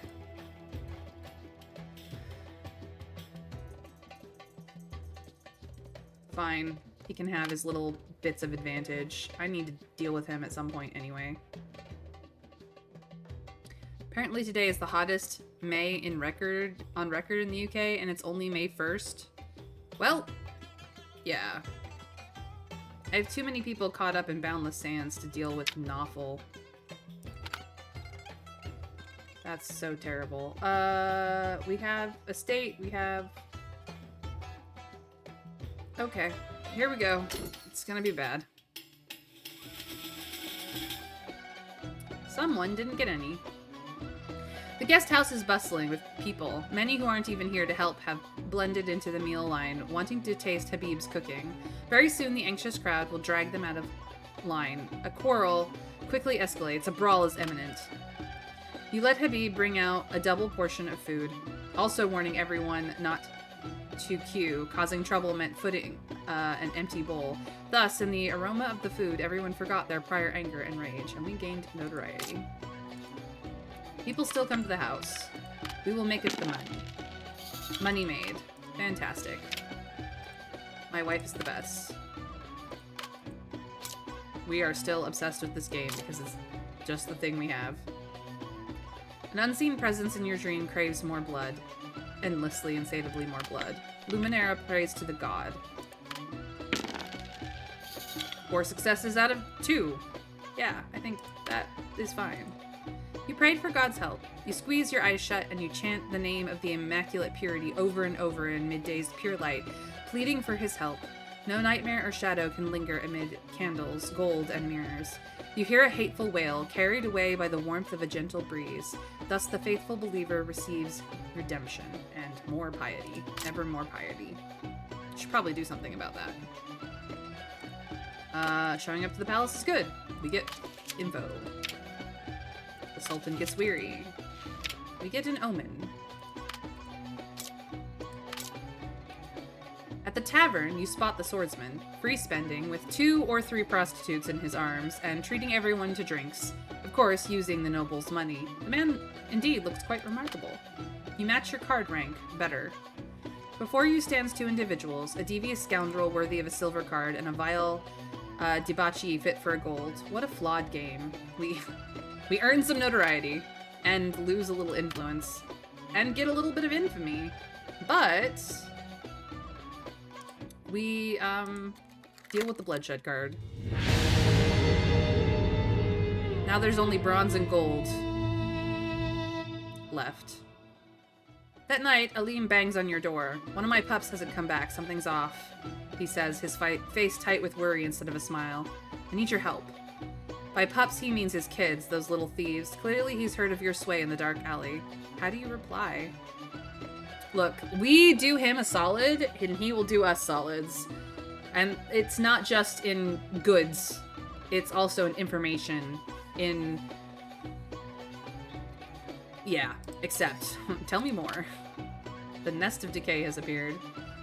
Please come with me, Lord Arzu. For the first time, the old thief shows an expression of gratitude, without a smile or a comical gesture, but instead makes a profound bow to you. Then he walks ahead, like an experienced servant guiding his master. The Roaring Swordsman becomes a follower. We now have a gold follower. He ranks higher than we do in this fucking game. That noble had it coming, though. Sorry. Nawful and his damn rumors. This time you learn that Nawful is spreading words of our misdeeds, and we did not pay enough attention, so due to his slander, you have to spend time appeasing those fools to get your business back on track. This will take some time. Mother Frixer. I do not like that man. And Lumera wants to talk to us. With your evil acts under the Sultan's card's reputation, youths of justice decided to challenge you. During this phase, challengers will regularly come to confront you. Be cautious. Event challenges are ever present has appeared because we've gotten Infamy 3. Look at this shit, though. Craziness. Your neighbor, the scholar, finally finished his masterpiece. He gave you a copy of the manuscript and thanked you for your tolerance. He left your name in the preface of the book, which made you famous in the academic world. We gained the Book of Enlightenment. Time to draw a card and see how much this woman fucks me. Ad break incoming, by the way. It is imminent. Arzu's gonna have to step up his game. I know, this is crazy. Stone Extravagance. Yeah, this will be easy. I will take this. Frick. Rogue. This is the story of a man who formed connections everywhere due to his reckless habits. Those who are neither too good nor too bad often meet an unfortunate end. 10 points of notoriety. Has gained us another fate point. So we got the Book of Enlightenment, which gives wisdom. That's pretty handy. Definitely need it. We do have the Roaming Swordsman now. And we could give him things. His stats aren't that bad. He's a pretty good card. So this goes here. These two want to talk to us. We've got things. What is our wife rocking? She's rocking the Dagger of Purity, which is actually giving her some charisma, but she doesn't actually necessarily need that. So yeah, we'll hand her the Greatsword and make her a little bit more survivable in all things considered. The Dagger of Purity can go... You need an attire.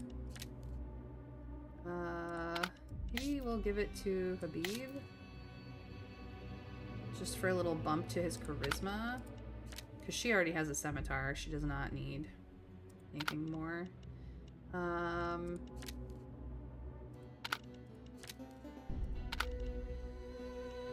Yeah, that's good. We do have this ceremonial saber. Here, have a ceremonial saber as if you need it. we have anything else that is equipable? I don't think so. This is not equipable. I've tried. I mean, you would think so with its combat capability and its stealth capability, but no, it is not equipable. It's just merely an item that you can use in a very limited number of places. But it is hilarious, so that's why we own it. Looked like there's an upside to canceling the feast, but we are losing a lot of influence at the moment. It happens. I'm very good at losing influence. I'm not very good at keeping it. Alright, I think we're organized here. Let's get this sorted. Okay.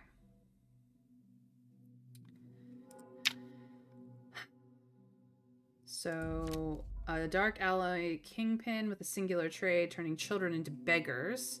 I see. So, White Belly and Alim, the thief. Beggars and thieves. They're fighting over the children as beggars and thieves. The reinforced cellar is White Belly's den.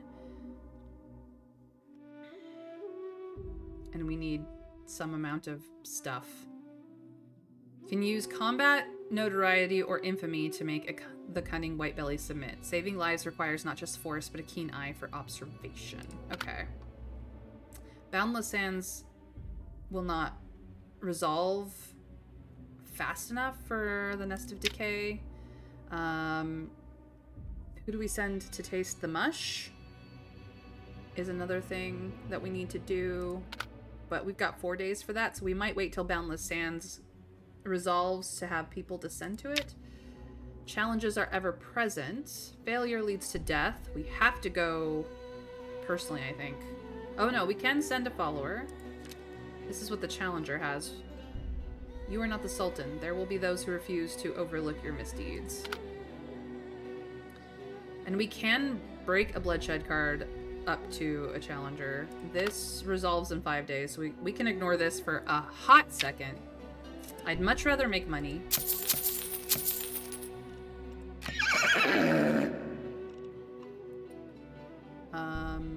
What's your survival like, dude? You have a decent survival.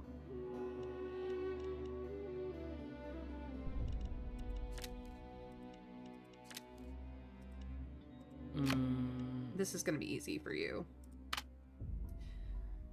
Who is at court? Amur is at court, so we don't actually have to go to court if we don't want to. We just won't get any of the bonuses of having gone to court. I mean, we will get information. We will get inside information just because we have a support higher than the opposition. But we will not get any of the extra information that we tend to get, which I have so many of these stone cards that I'm not even using. It's ridiculous. So I think we just won't go to court today. Because, dear gods, we've got too much shit to do.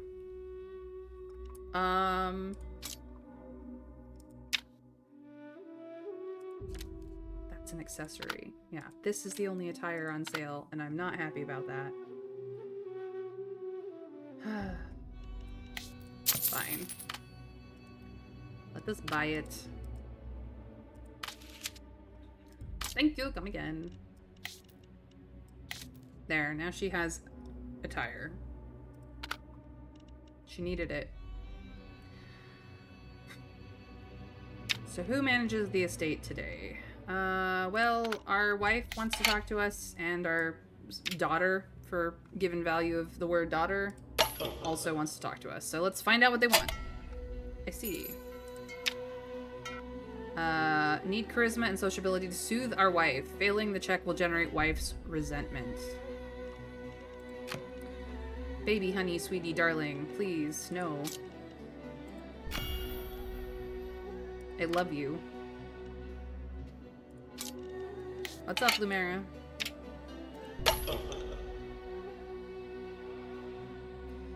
Early in the morning, you found Lumera sneaking out, holding many precious parchments and carrying a bulging backpack, looking very suspicious. You stopped her and asked what she was going to do. She honestly replied that she was going to take revenge. But what revenge? Against whom and how? She lowered her head, avoiding your questions. Could this be an excuse? What will you decide to do? Welcome in, Mr. Scrake. Thank you for the lurk. I hope you are doing well and that your adventures in whatever game you're playing currently are going well. You told her that revenge is okay in the parable. We did indeed tell her that. Oh, we are absolutely going to soothe our wife immediately. Are you kidding? She's a goddess in mortal flesh. We must worship this woman till the end of our days. She really is truly the best. But this is not our wife. This is Lumera, our somewhat pseudo-adoptive daughter. We could stop her from getting whatever revenge she seems to be hell-bent on. We could just let her handle it herself. She is pretty well statted. Or we could actually help her. You got to Act 2, Mr. Scrake? You and your friend? Good job. Have fun with Act 2. And my friend ditched SH for Minthara as soon as we got her. Yep. I killed Minthara in my playthrough, as you probably well remember. I was like, nah, fuck this bitch. She's gonna fuck with me? Nah, I'm just gonna kill her. It's fine. Congrats to you. Alright. Let us help our daughter get whatever vengeance she requires. It's too dangerous for a young girl to seek revenge alone. You couldn't sit by and do nothing. Furthermore, whatever the task, an extra helper is never a bad thing. Lumera hesitated for a moment, then gratefully nodded. You follow Lumera through the bustling market, walking through the seeking eyes of the commoners. Finally, her steps halt in front of a low, shabby shanty in the slums, where a gaunt, filthy old man squats, daydreaming. Upon seeing Lumera, the man's eyes suddenly brighten. He jumps up, trying to grab her hand, but you step in front of her. I'm here for vengeance, the girl calmly tells the man. Father? This is her father? Surprised, you glance at the man. His expression becomes even more enthusiastic. He rubs his hands together, mouth agape, showing a grotesque set of yellow teeth. I knew you'd make it big. Are you a noble's concubine, a top-grade prostitute? It's time you give back to your dad. What did you bring for Dad? Wine? Cigarettes? Lumera's ever-changing expression cracks slightly, and through the fissure, you glimpse pain. I repeat, I'm here for vengeance, she reiterates, clenching her fist. The man is just now finally understanding her words, and scratches his head. Revenge? What did Daddy do? What are you talking about? Lumera explains he sold her mother to a brothel in exchange of wines. When he had no money, he sought out Mother and lied to her that he still loved her, let her go with him, then sold her again, until she was captured by the owner of her brothel, until she was beaten by her owner until she was dead from the owner's torture. Hearing that, the man feels surprised. That's all. I didn't do anything wrong. The owner killed your mother, not me. I loved your mother. I just needed money at the time. I didn't have anything else to sell. How can a child blame her father due to such a thing? My lord, surely you agree. You won't allow a child to do such a cruel thing. I'm not a slave. I'm a free man. The family that slays together stays together. Yeah. You fixed Karlak's heart? Oh, good job, Mr. Scrake. I really should have worked harder to do that. I did not. Lumera does have good stats, but it's still a risk. And what kind of father would we be if we let her go off on her first covert mission without some backup? Exactly, Trav. Exactly. He yells madly. Many people raise their heads from the windows of the slums and stare at the three of you. Lumera stares at you too. You said you will help me. Then, will you help me kill him? So we could say, of course, because, oh my god, that man was a piece of trash. We could say he's not the only one who deserves to die. Or we could say impossible. Sounds like the owner needs to die too. So, how thoroughly do we want to help our adoptive daughter with her vengeance for her mother? And her own life, of course. Do we, just say, of course? Do we say, hey, your father is not the only one in this story that deserves to be deserves your vengeance? Or do we go, this is all impossible? He's a free man and I'm a law-abiding citizen.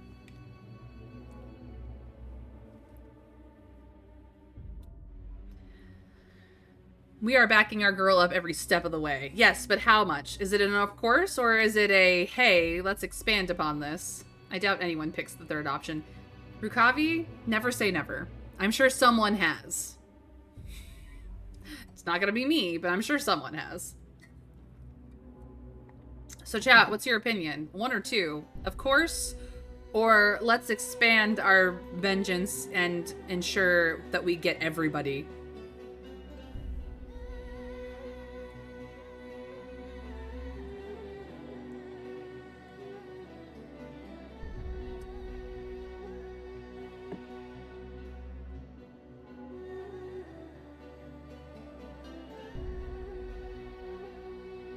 I did say that the owner needs to die too, which is option 2. Okay. He's not the only one who deserves to die. You tell Lumera that this revenge will not diminish her pain in the slightest, and that her father's depravity is too deep. You believe he should suffer more to atone for his sins. Moreover, it's clear that there are others who deserve to die in this story, right? She looks at you with wide eyes and nods gently. You take the man away and temporarily imprison him. You need to think carefully about how to deal with him and how to make the brothel owner pay. Old Gambler is imprisoned. Does that mean he is in the prison? No. Apparently he's just somewhere in our basement or something. Interesting.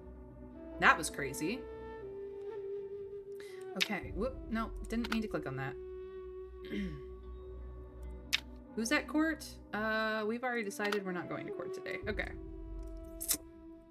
Horse betting is done. Nest of Decay we have to do at some point soon. Managing the estate. Somebody needs to do it. Habib is not actually good enough. He's not noble either. Interesting. Okay.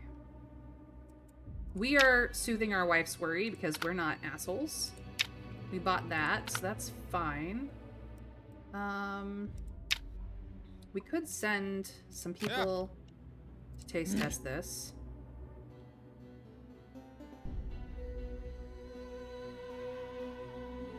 Stealth and sociability is the thing. You have some stealth, terrible sociability.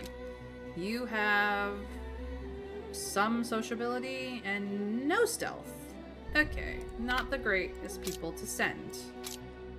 And he doesn't have hardly anything at all. Actually, it's more like this is for the best, surprisingly.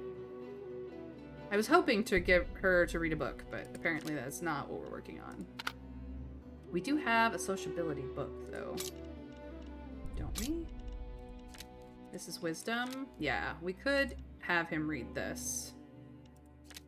Her sociability is crazy already.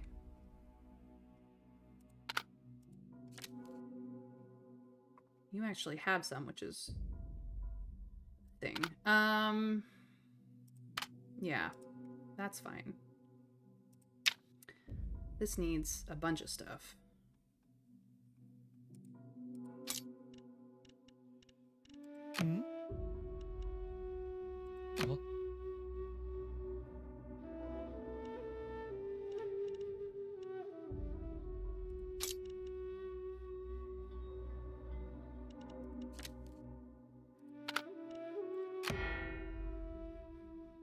No wisdom involved.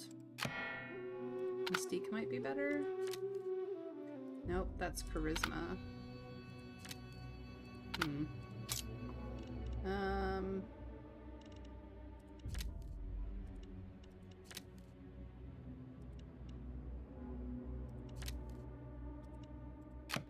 That is better.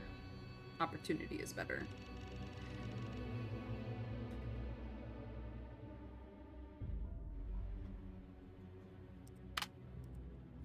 Does this make me happy enough? That is the question. I was gonna let Boundless Sands clear up before I did this, didn't I? Yeah, I was. Ignore that, maybe.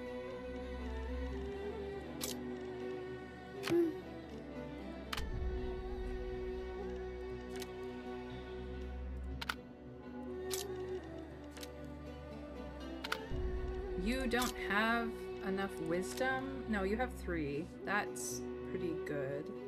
You could go for more sociability, although I'd rather put stealth or more survival on you.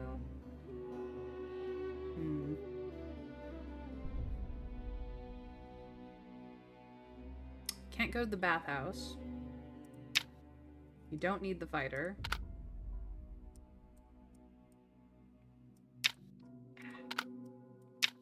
Stop it.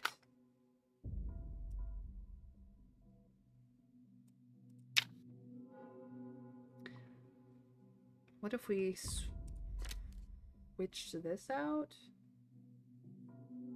You actually have the higher survival, though. Never mind. That's why we sent you.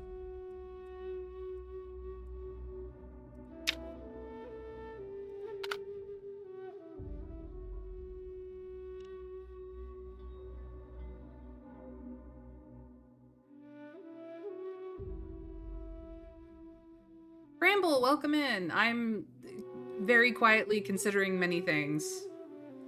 The game has gotten complicated in its balance. Right. We do have to do this. She can take care of this. Be safer with some intelligence support.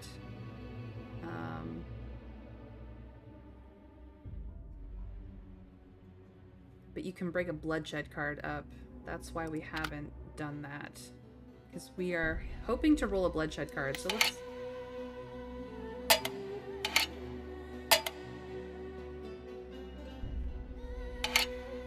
What will this do? Nothing. Ah, super charity.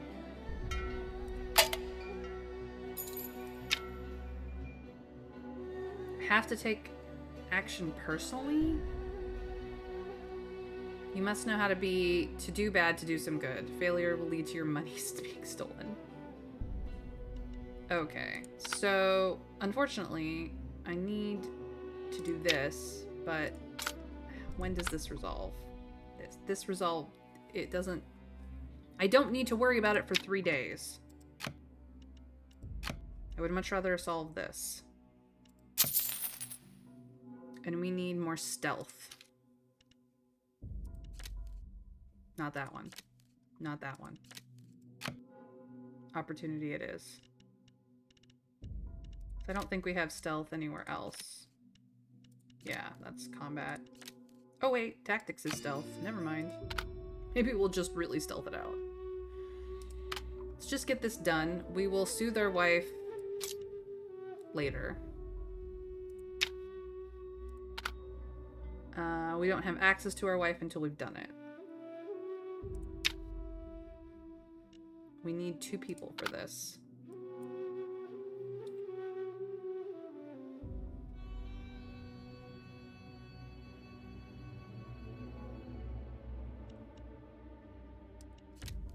Raid, you get a day off. Unless we make her read a book. Read a book it is.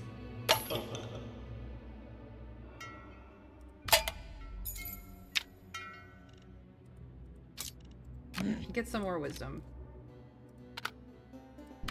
Alright. Is this the best version I can do? I don't know. But here we are. We are trying.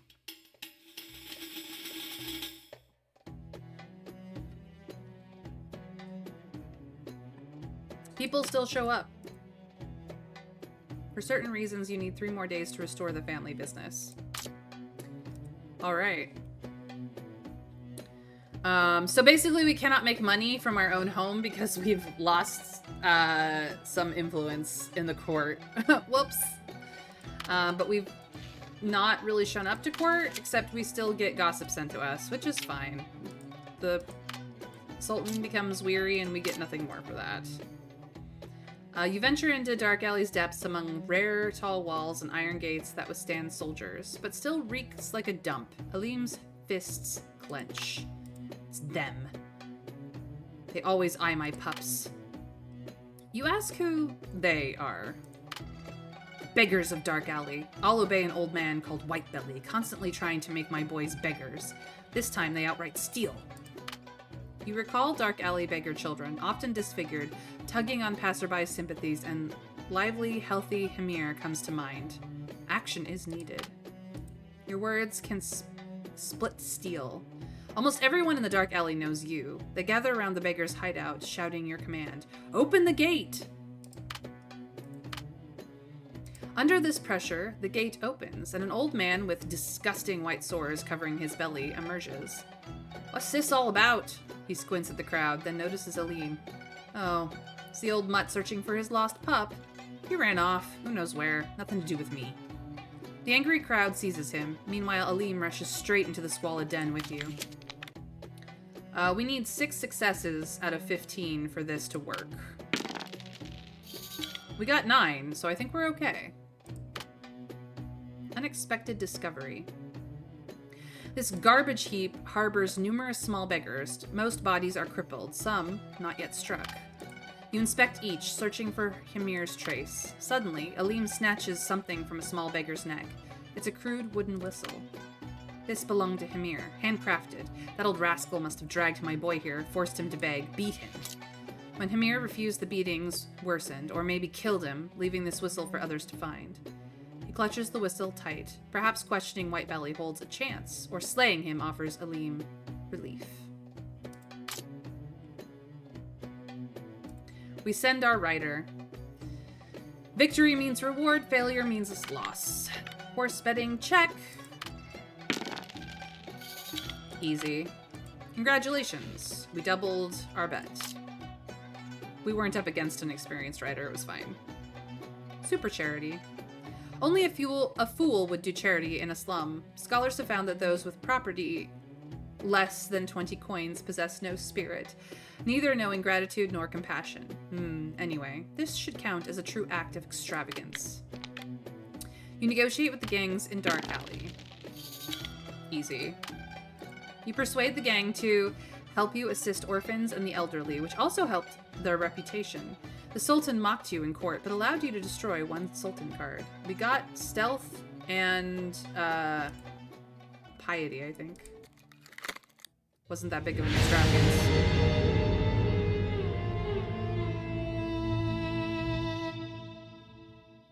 Yep, piety. Reading can improve you. She gained wisdom. Congrats.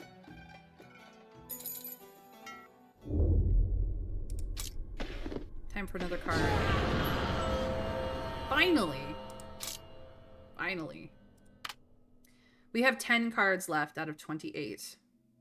3 of which are gold. 2 of which are silver. 4 of which are bronze. And 1 of which is stone.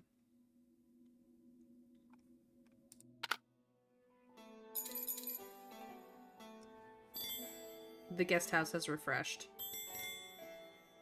Alright, time to get a crude wooden whistle made by Hymir himself. It has special properties. Okay. We will leave it as is. There's nothing else that needs to be sorted except for this. Alright.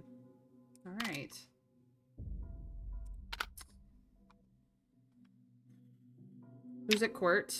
Iman is at court, so we need somebody who has enough support to oppose him, or else we're gonna get slander and problems.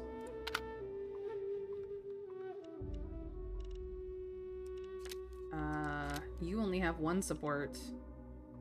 I only have 1 support. Shit. And my wife has worries. She has worries, you guys. Nope, that's not it. Nope. Well, that's some of it.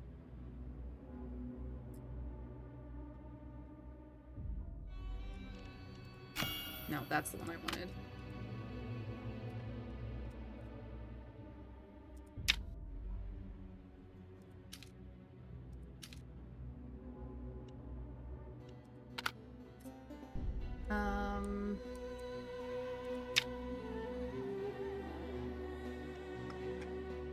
Free gold for the street urchins. Not a big deal.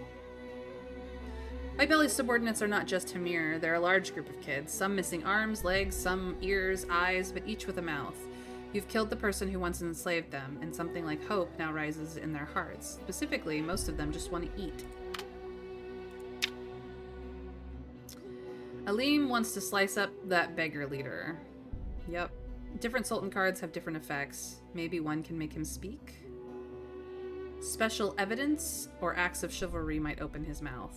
Choosing to use the Sultan card, you won't be able to present evidence to him and vice versa. You have to handle this ourselves. Try to convince Whitebelly to show him something. Ah, the pickpocket whistle. We have 3 days before that becomes a problem.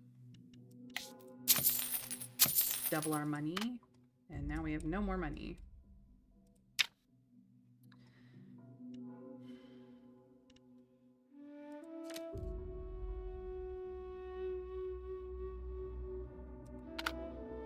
Who do we want to have more physique?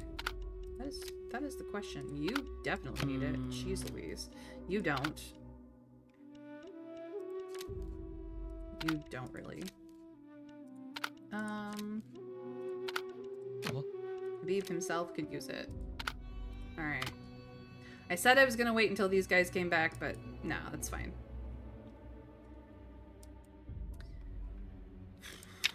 This requires somebody.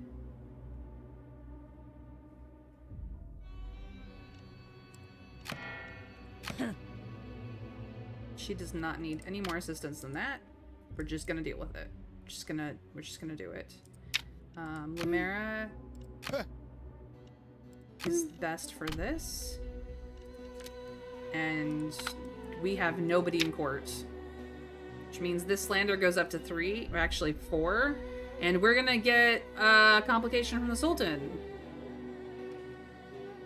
Oh boy. Oh boy.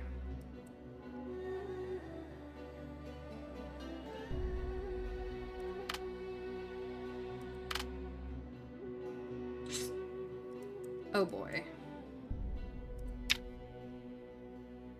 2 stone and 2... Yeah. We can upgrade that now, but we don't have the coin for it. Guys, we're fucked. We're fluxed. It's gonna get complicated and messy.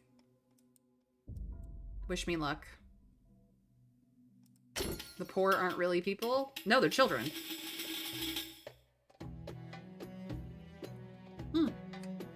The observatory has finished. What do we get this time? A night without light. Don't know what it does, but it's gonna be cool. Habib used food waste. No. He used leftover cuts to make marvelous mush, which is now more popular than the main dishes. Should anyone try it? We avoided food poisoning. In the yard, redolent with food aroma, Faraj and Habib have just lifted their bowls when commotion erupts from the crowd. Someone raises some tail high. What is in this soup? A mouse? This unscrupulous cook. So horrible, so horrible. Dare you to slander the chef? In the uproar, Habib steps forward. His tall figure towers over the troublemakers, resembling a sturdy tower.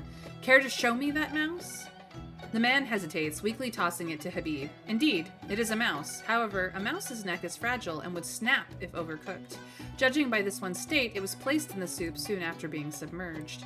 As he speaks, Habib expertly draws a sharp kitchen knife from his apron, skillfully dissecting the rodent, revealing its innards still tinged with blood.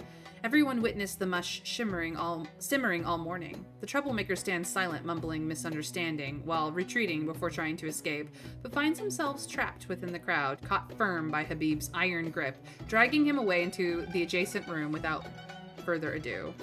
A troublemaking brute is now somebody I have to deal with.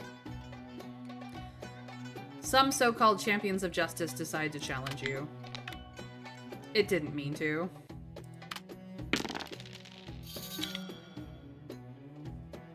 Oh, you know what I just thought of, Rukavi? The reason why things seem so easy is because I'm actually on easy mode, by the way.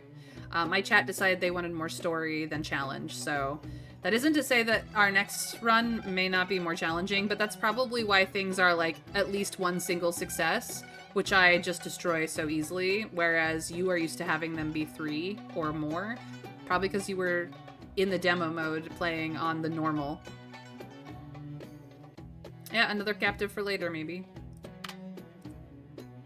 Raid 1, knocking the challenger to the ground. Influence 1. Challenger's head was cut off. You broke the bloodshed card in your hand, and for a while, no one dared challenge you anymore. Infamy 1. Well, it is what it is.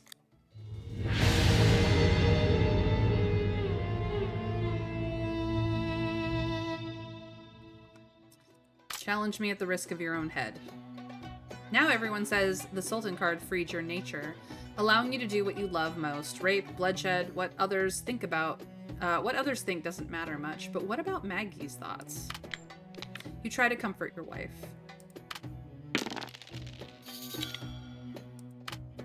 It's important you care about her attitude.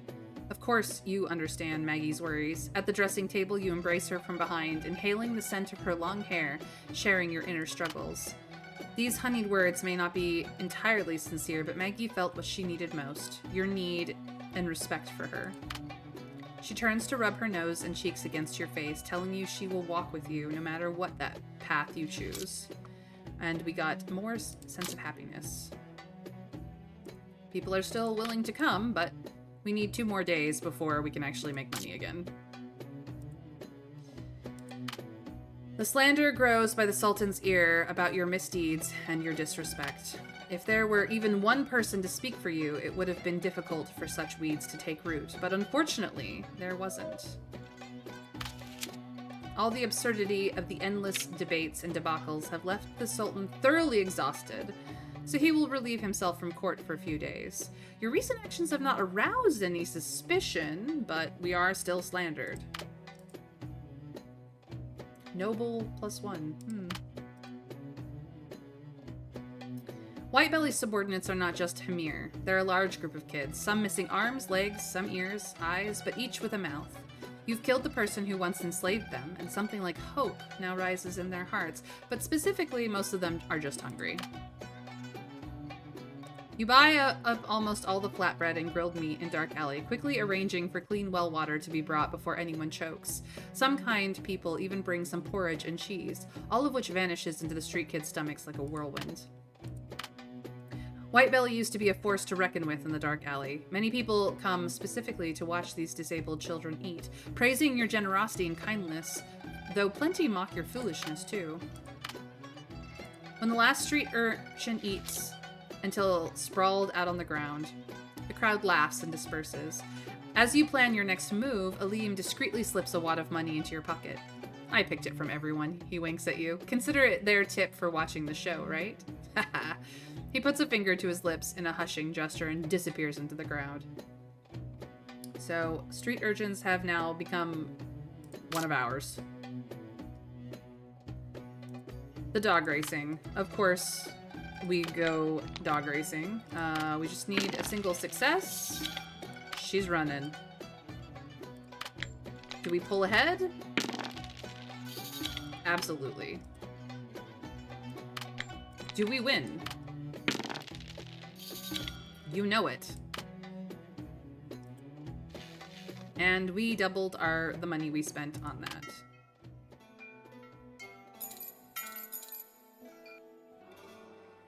Oh boy, here we go.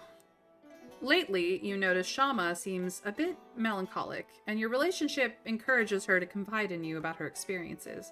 It turns out she is an illegitimate daughter of a noble, despised by her father due to a genetic deformity. Now her father has learned about her profession as a prostitute in the House of Delights and believes she has disgraced the family.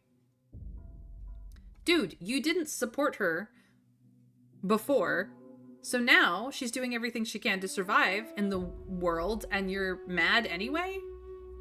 Jerk. Urchin army now help take down Nawful? Yes, yes. I hope so. We'll have to find out if it's an army or not. But, oh my god, Nawful would just die to see these broken children destroy him. That would be... I don't think it's quite irony, but it would certainly be amusing. My father won't let me go. There's no doubt his assassin is already on his way. As she speaks, Shama lightly curls her lips, an expression filled with a mix of worry and perhaps a special kind of relief, which stirs a ripple within you. Do we promise to help kill her father? Do we take her as a concubine to protect her? Or do we go, let's talk about something else. This is not my problem.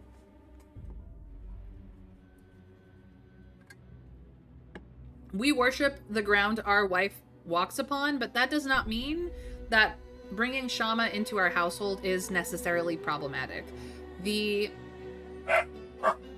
realities of this particular setting is that concubines are very common for nobility, and there's many reasons why a noble might take a concubine. Not all of them are necessarily for sex or children, interestingly enough. There's as much political reason to take on a concubine in your household than not, though. Think you'll need an army first, the first option. Concubine is tricky. Maggie might not be happy. But here's the other thing is, like, Maggie has made friends with one of the other women that we have brought into our house. So, or at the very least allied ourselves with. So it's quite possible that having a female friend in the house, our concubine in the house, is not going to be a problem for her if we show that she is the only woman for us. But we also have a passion mark on Shama. So there's that. Like, it's not like we've never been intimate with our possible concubine, but we didn't do it because we fell in love with her or needed lust fulfilled from someone new. We did it because of the game, because of the Sultan's game. So, like, I don't know what options will do what mechanically. It's the first time we've run into this. So do we try to help her situation out by killing her father, who is another noble of some level? Do we just try to shield her with our own reputation and the fact that we have the Sultan's eye, if not necessarily always his favor? Or do we just, like, not our problem? Not our circus, not our monkeys. Babe, it's not my fault. The magic cards made me. Look.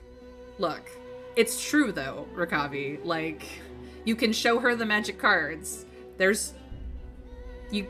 You can prove to her that this is the problem. The magic cards are the problem. It's not what you want. It's the magic cards that are the problem. Like, this is the reality of the situation. She already knows this.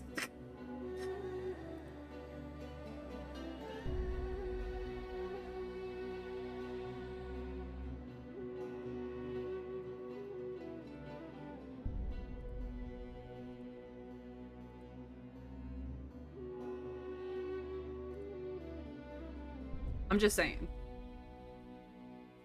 A noble, you say? Someone who might be appropriate for a bloodshed card? He might be silver. We'd like that.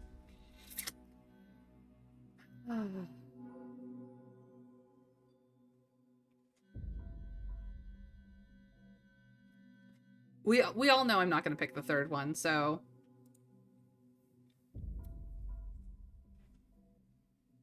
We do have bloodshed cards to deal with. It's true.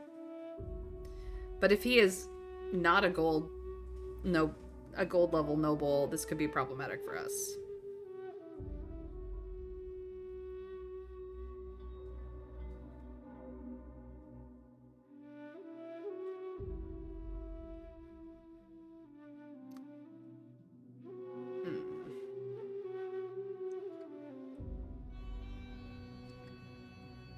I don't actually think we have any silver level bloodsheds left.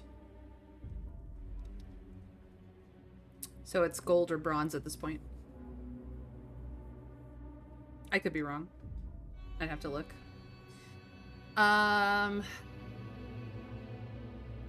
I kind of would rather have an extra hand to do things rather than another person I need to kill.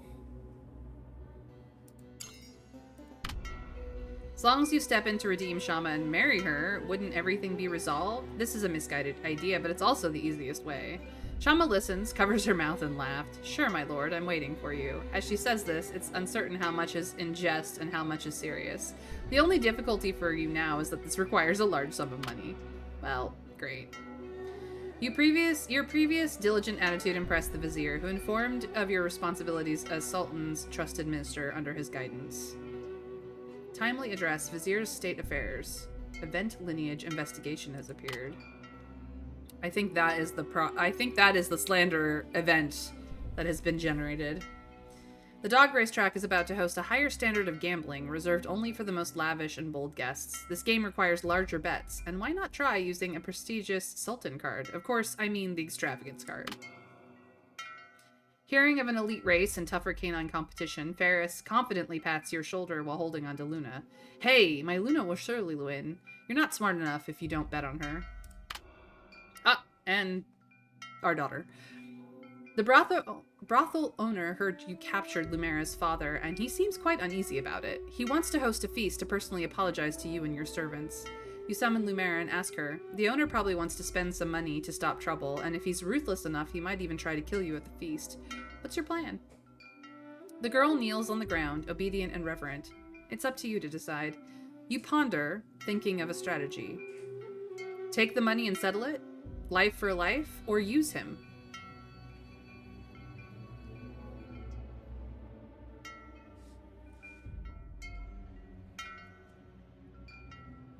What do we do, chat?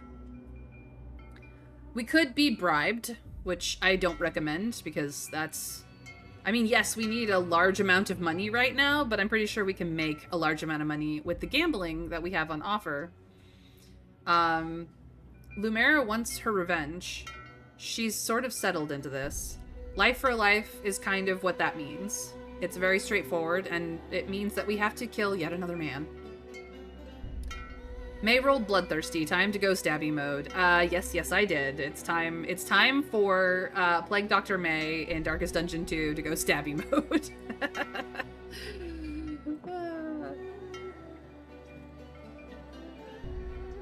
Come on, Mr. Scrake, you know I'm only stabby for you. It's not like he doesn't deserve it. Or we could use him, which I think gives us the opportunity to use a bloodshed card on him. In actuality.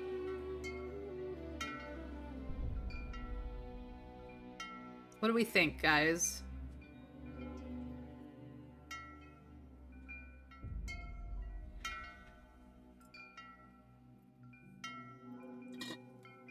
And it would make Best Daughter less sad.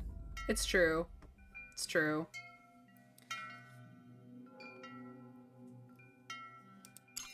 If we stab at him, she will be less sad. My man-at-arms is using true powerful, but super silly combo. I mean, that's what a man-at-arms is for, right?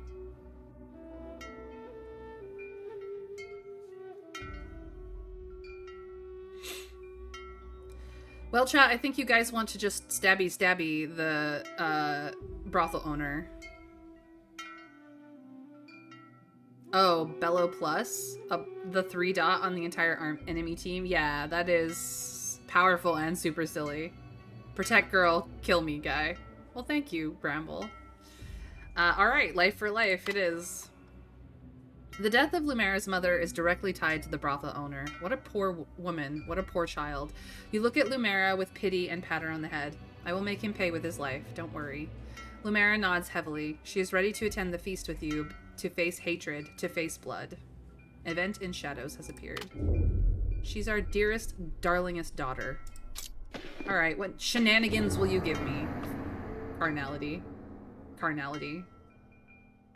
That's fine. Whatever. I don't know who I... Hold on. I have a bronze carnality that I would love to use Faraj on, but he's complained that we haven't used Faraj. Now that we have a carnality that he can handle, it might be time to just do that. We have a single bronze bloodshed left, a single bronze conquest left, and 2 silver extravagances, which I do not know how we're going to handle at all. And then the golds that are all problematic all the time. All problems, all the freaking time. Only one of which we can actually ixnay, which will probably be the bloodshed. Honestly. Because I have no intention of killing the Sultan. He's too powerful. But we have 9 cards left in this game. Which means that unless we figure out the target location to escape from the Sultan's game, our ending might be just finishing the game. God, I have too much to do and not enough hands. As always. Alright, let's sort this shit out. This needs to go down here. What are you? Orphans. Owned. You need to do something about Whitebelly's urchins. First things first, we need to feed them. So I think I have to... methinks this to figure out what to do with the orphans. Because I don't have... They're not an army as of yet.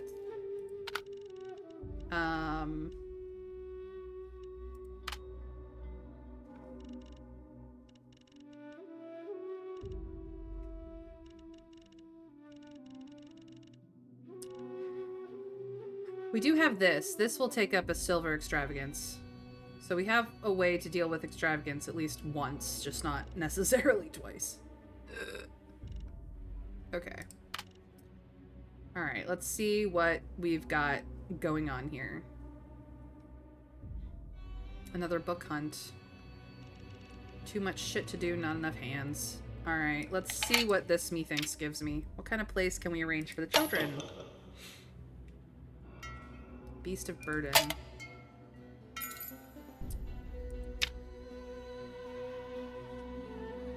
Need to give the foreign merchant 5 gold coins.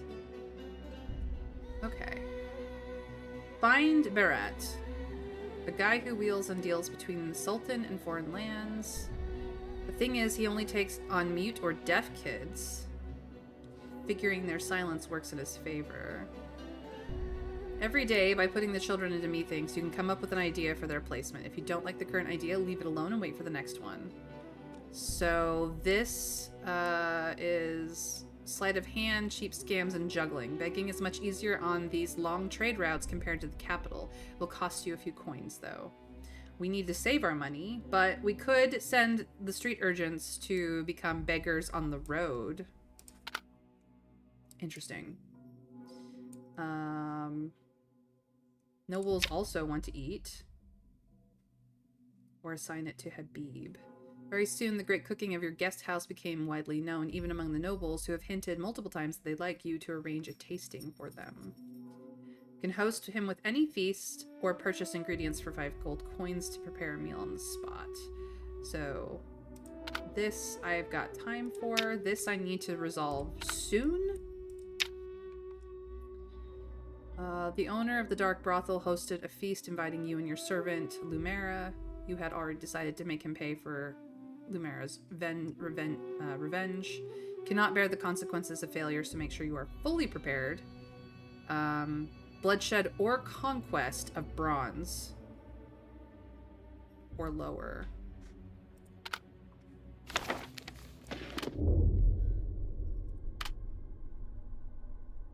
Conquest of bronze, bloodshed of bronze. We have both for that one. Okay.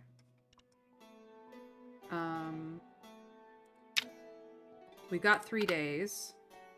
So if we resolve this carnality quickly, we can get to it. Or we could trade the carnality. See what comes back around. The troublemaker, resistant to reasoning, stubbornly claims no wrongdoing, then slyly suggests that if you give him 10 gold coins, he'll divulge who's behind the scheme, otherwise no deal. Rioter. I can have someone do it, but it's gonna cost me money.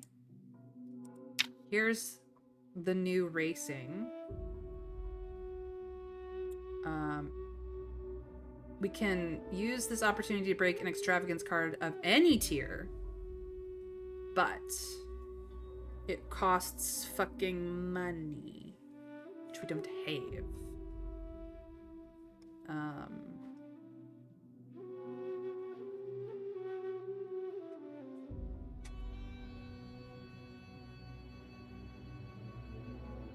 If you want to break an extravagance card, you must make an additional stake corresponding amount. The loss means losing everything.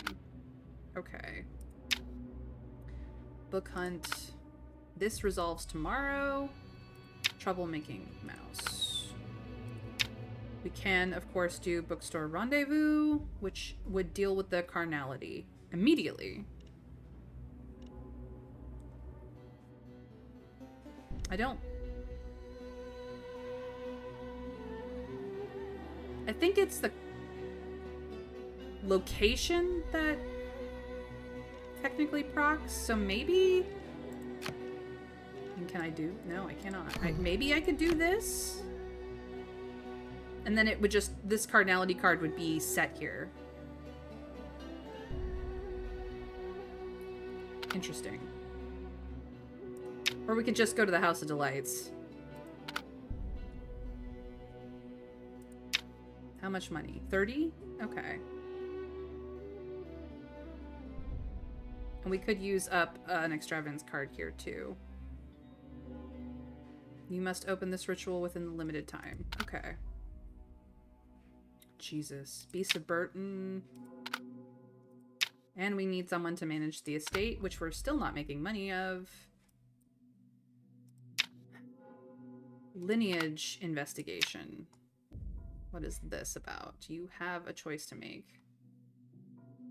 When Abdul is absent, everything is up to you. If Abdul disagrees with you, you need to persuade him. The gold tier bloodshed card can eliminate Abdul, but please consider its cost carefully. Forget it or research thoroughly. So, there's a document, perhaps well-intentioned, perhaps a trap. It contains ancient origins of your family, most of which can no longer be verified. But if it's true, it suggests you might have some royal lineage. Should you encourage clerks to formally incorporate this record into the royal archives? Interesting. We can send anyone. We don't have to send ourselves. It does require something, but there's a lot that will fit into this consumable slot. Okay, we've got 3 days to figure that shit out too. I'm feeling a little overwhelmed with choice here. Not gonna lie. You can break all carnality cards in a run with just Maggie. Okay. I thought we could only do her once. That changes things, although we'd want to upgrade her since she's only bronze. I think... Here's the thing. I'm pretty sure that these... There are multiple locations for your dates. The bookstore rendezvous is only one of them, and I think that your carnality card links to the location versus the card. We've already used a bronze carnality card in Methinks to do the event with our wife, so that checks her off as not being able to do that particular type of carnality event with her. I believe the bookstore, the date locations, as well as the haunted mansion are all relevant. Because I think that behind the scenes, the flag goes to the location versus the card. I think that's how that's working. So I'm going to take a step back and just see what this is. Ah, noble. This is the story of a courtier who rose to nobility because of his political acumen. Great. No one dares to speak ill of you to your face anymore. We reached 10 points of influence finally in a single run. And we now have 23 fate points to spend at some point in the future. We're not going to get the infamy one because we've never gotten above a 4. Okay. The observatory also needs to be reset. That's fine. I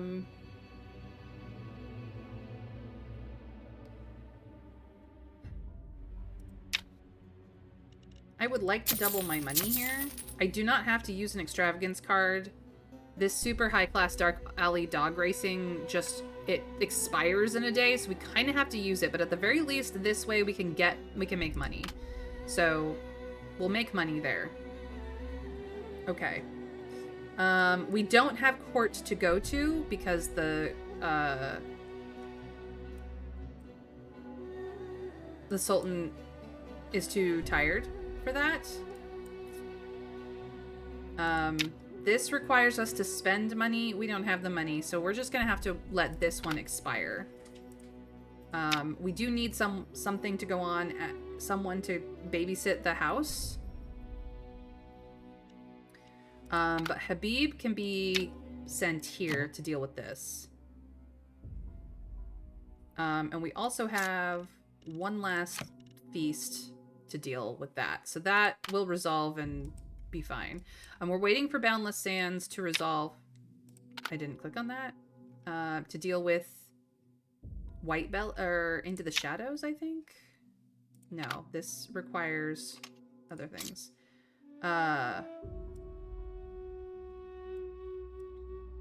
Something.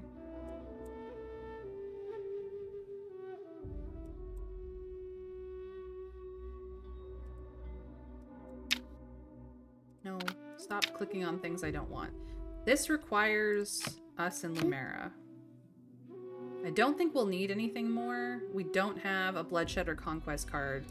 We need to resolve the Carnality card to even have a chance at either of those two.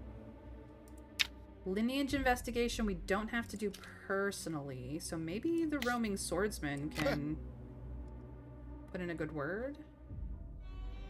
We're not going to do a Bloodshed on this man.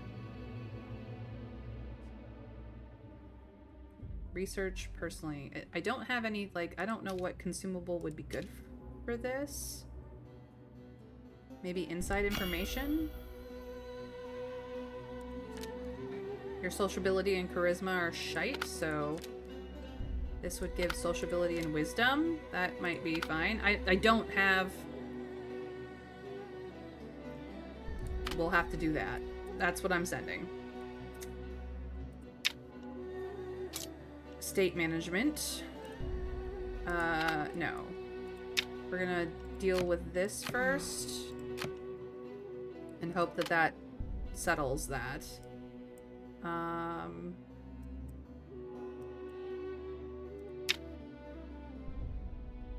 We don't have the money for this.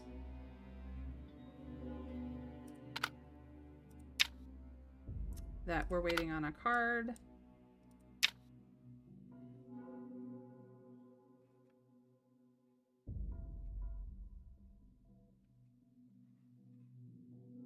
I have to do this myself.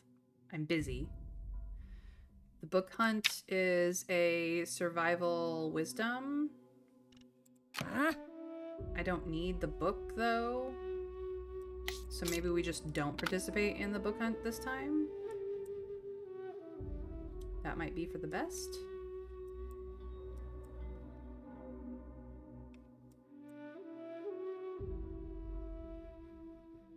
I thought we could only do her once. Yeah. As I said, I'm pretty sure that's how that works. I don't know. We have books that we need to get through. Nope, that.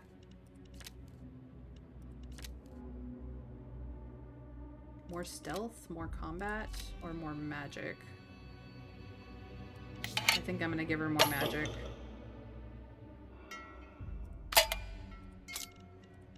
My luminous girl.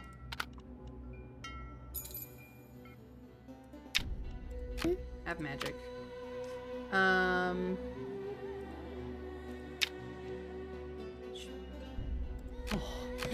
Means that you are dealing with this. I think that's kind of where we're at.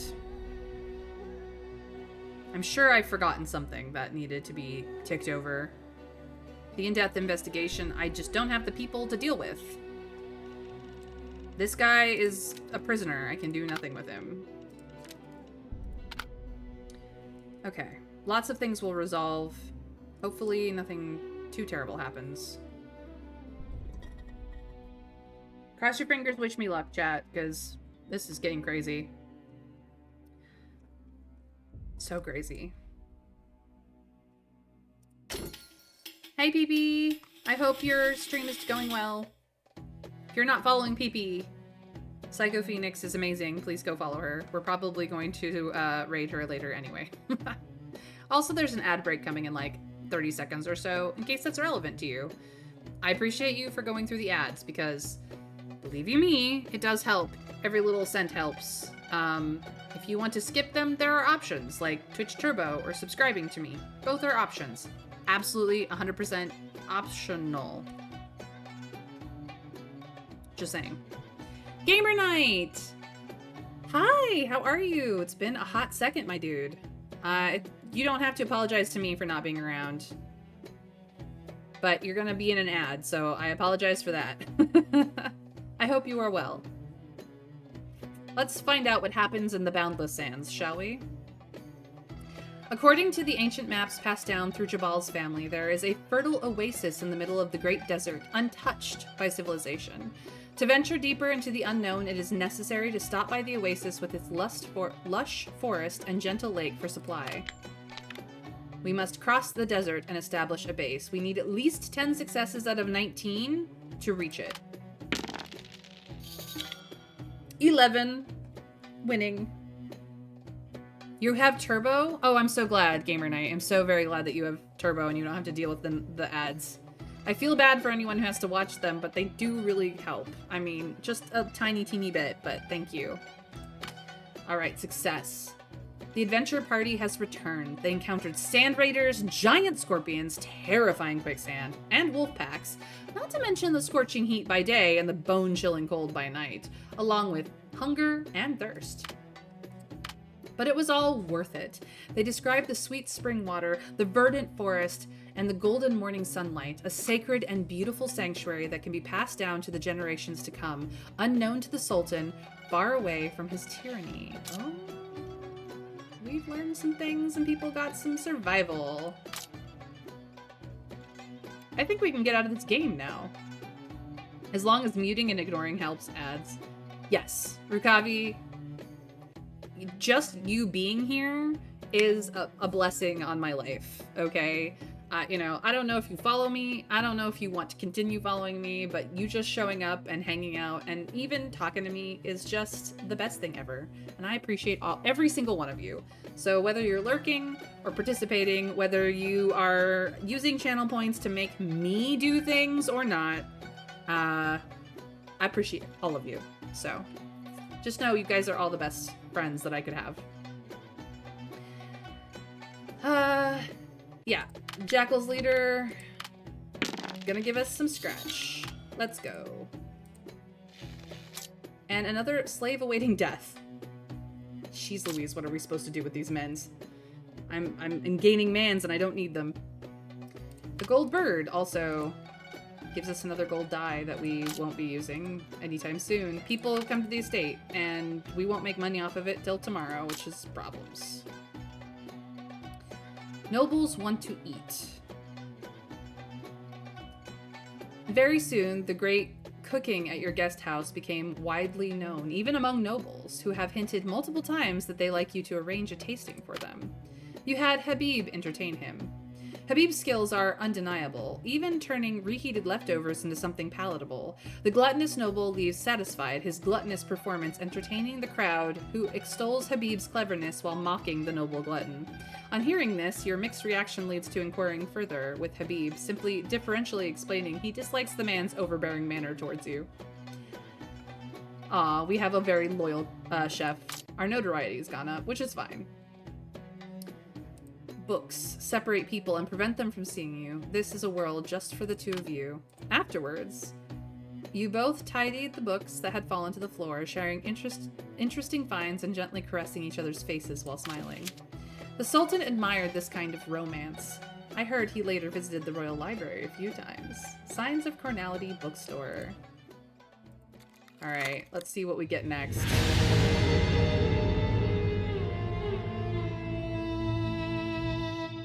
My wife, goddess that she is. There's a document, perhaps well-intentioned, perhaps a trap. It contains ancient origins of your family, most of which can no longer be verified. But if it's true, it suggests you might have some royal lineage. Should you encourage the clerks to formally incorporate this record into the royal archives? I do believe it.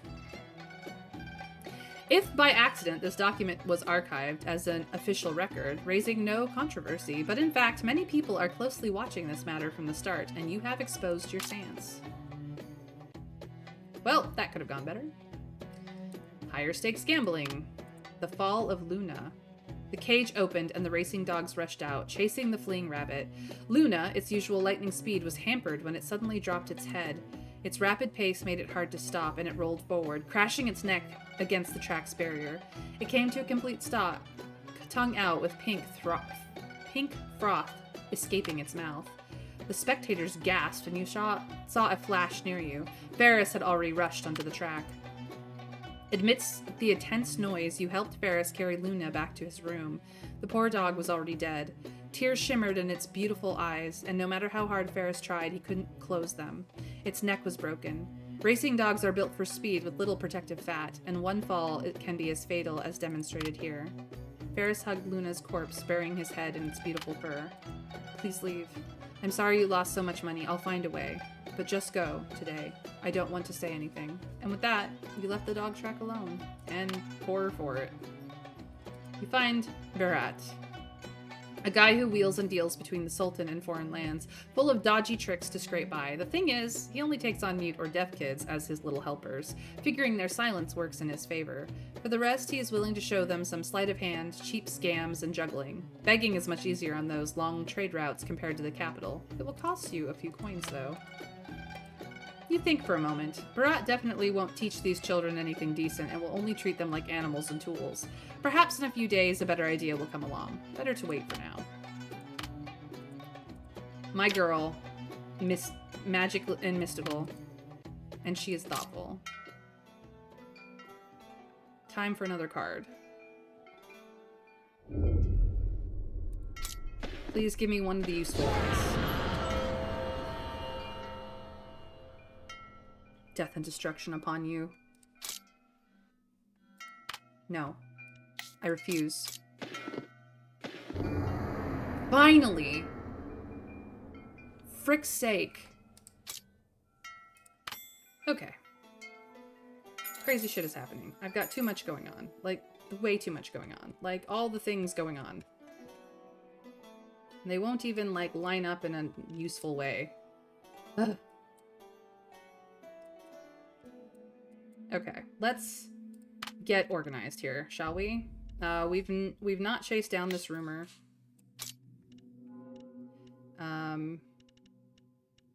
These guys need to go somewhere else because I have nothing I can do with them.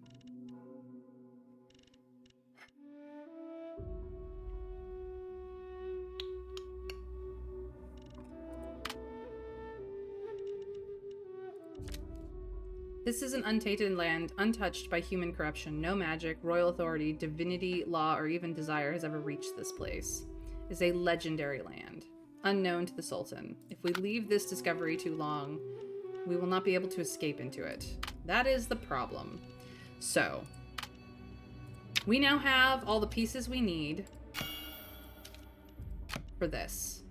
We could just run and end the game here. We've learned a lot. We have a lot of... I mean, we have 23 fate points to spend. This is a complicated mess of craziness. This guy's fucked off again. We have lots of people. So we could start dealing with in all of this nonsense, of course.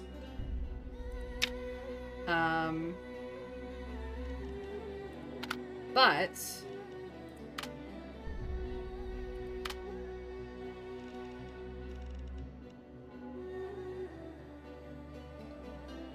we could just escape. We could just leave. We could just escape.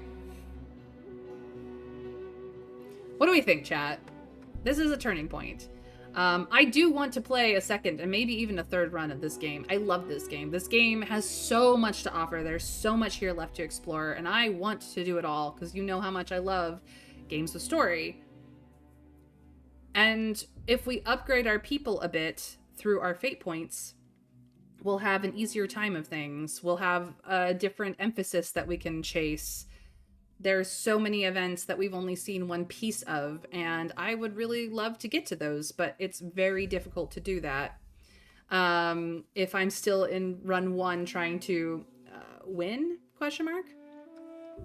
So this is an ending, escaping from the Sultan's game. I don't know if this will immediately end our game or whether there will be more to it, but we have the first steps of escaping from this game. So do we want to finish out the deck? Even though we are quite literally on the run of our lowest strength, our least resources, even on easy mode? Or do we want to reach an ending so that next week we can start again? It's more to it, but it's the easiest victory. I believe that, Rukavi. If that's the case, then it would be best if we just started this immediately so that maybe by the end of my stream, I've gotten to an ending, and next week when we come back to Sultan's game, I can really focus on a new beginning. That would be wonderful. I think I'm gonna do that. Let's do it.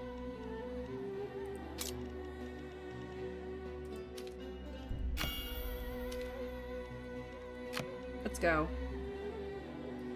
Not so sure we can actually win. Oh, thank you for the follow, Rukavi. I appreciate you. Welcome in. Welcome, as you are now officially one of my friends.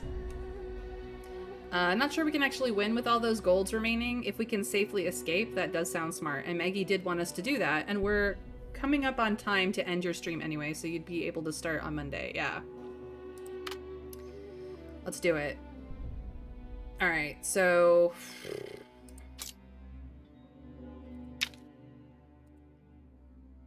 Jesus. This is an accessory. This is a weapon. I don't really care about either.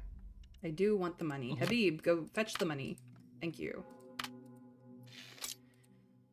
I need the money. Ay, ay, ay. Okay. Ferris wants revenge. Yes. Get him his revenge.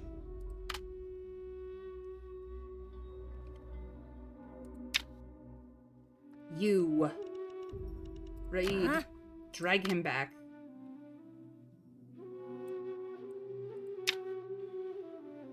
Who's on babysitting duty?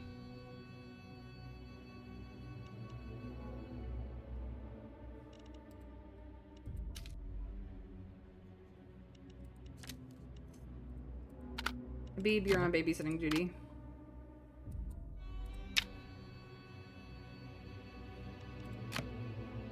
Is there anywhere else I must be? Into the shadows, I must be, but this one resolves first.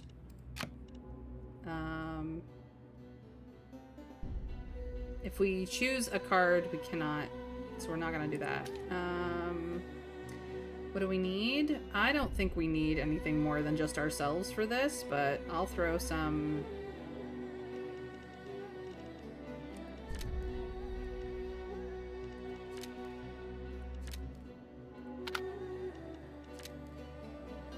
I'll throw some intuition into it, sure. I don't have the money for you. I do not care enough about the money to deal with you. Okay. Who's at the guest house? These guys. Okay. I don't necessarily care about that.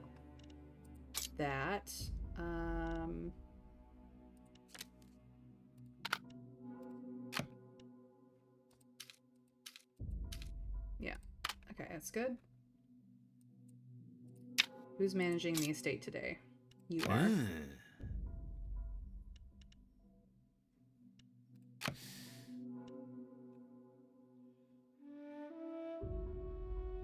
The two of them are. Okay, that's just gonna be there.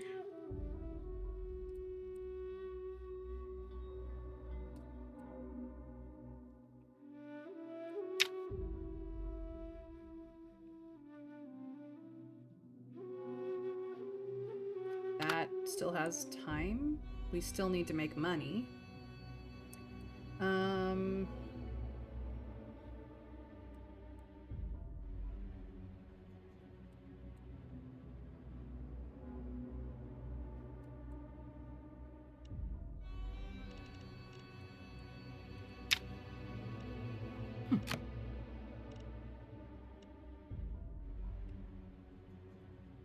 Actually, what books do we have? Your sociability could go up, actually.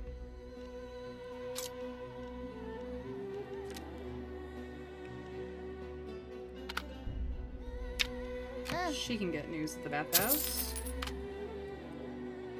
Let's do some books.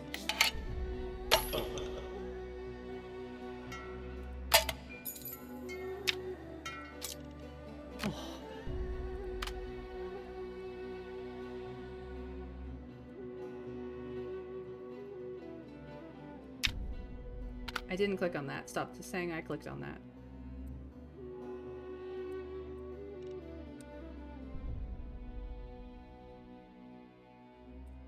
What's in the equipment merchant? Ooh, that's an accessory.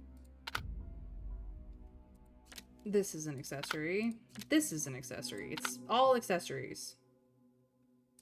Some of goodness. All right.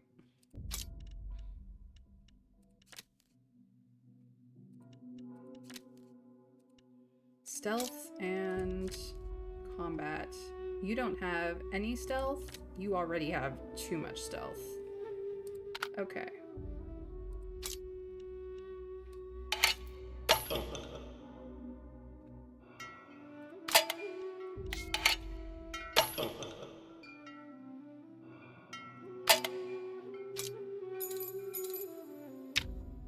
Nope, that's not what I clicked on, but thank you for trying anyway.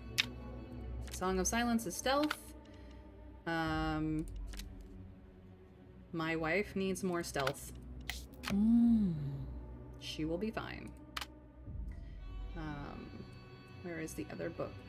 Victory Against the Odds? Have more combat so that you do not die. My dear, darling, daughter. Alright, that's everybody.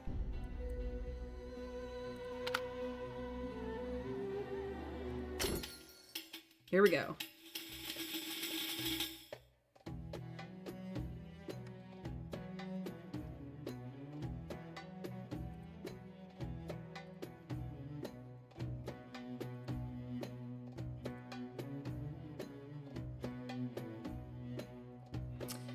You don't have to be toys of the Sultan till end times. Find a haven unknown to the Sultan. Search for hidden paths to slip away quietly. If you can muster the resolve, you could escape this cruel game with the most beloved to you, those tied tightly by fate.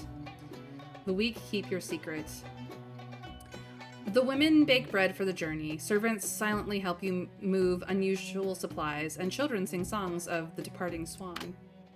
Everyone knows of your coming escape, yet they guard your secrets. A cover of renown. Officials bow without question. They sign the dubious documents and turn a blind eye to your carriages, knowing your plans. None dare speak to the Sultan. A cover of influence. Snitches get stitches. Even the most despicable bow before you, if not out of respect, then out of fear. You are tearing yourself from the soil, causing the insects and ants below to tremble, but they remain silent. A cover of notoriety. Your radiance sears through the spirit realm. Those who seek to divine you will find their tongues seared by your radiance. Those who dare reflect you will be pierced by your light. To escape the Sultan's game, you must deceive. Deceive the Sultan, deceive fate, deceive the magician. Cover of insight. Countdown begins. You take everything you can and escape before the Sultan finds out. What happens at the bathhouse? What information do we get?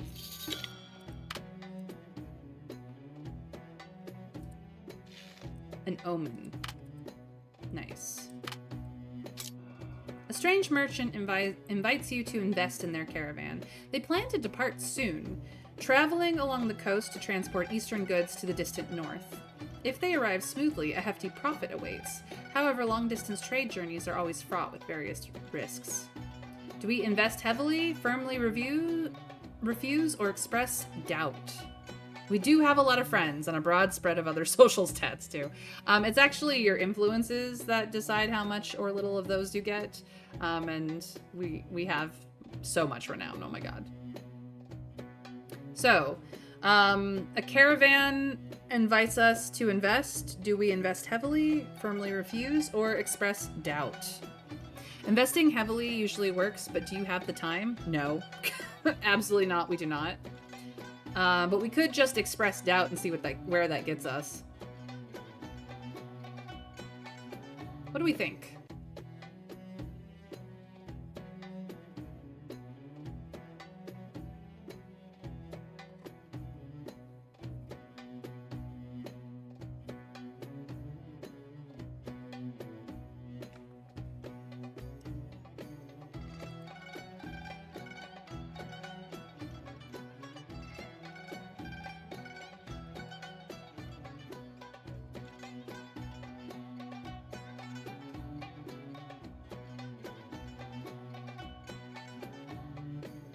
We're not really planning on being here by the time they get back, so not really.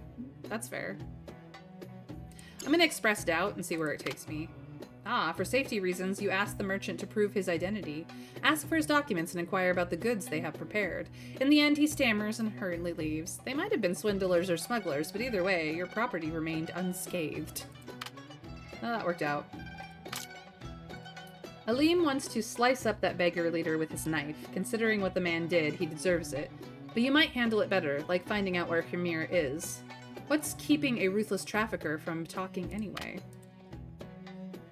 You take Hamir's whistle, telling Whitebelly the child must be linked to his beggar gang. You tell him you will ask every urchin here and every person in Dark Alley. Someone must have seen a child with this whistle. Meanwhile, you'll torture him daily until Hamir is found. If he's alive, you'll let Hamir kill him personally, or he could tell you Hamir's whereabouts now, and you promise he can leave alive.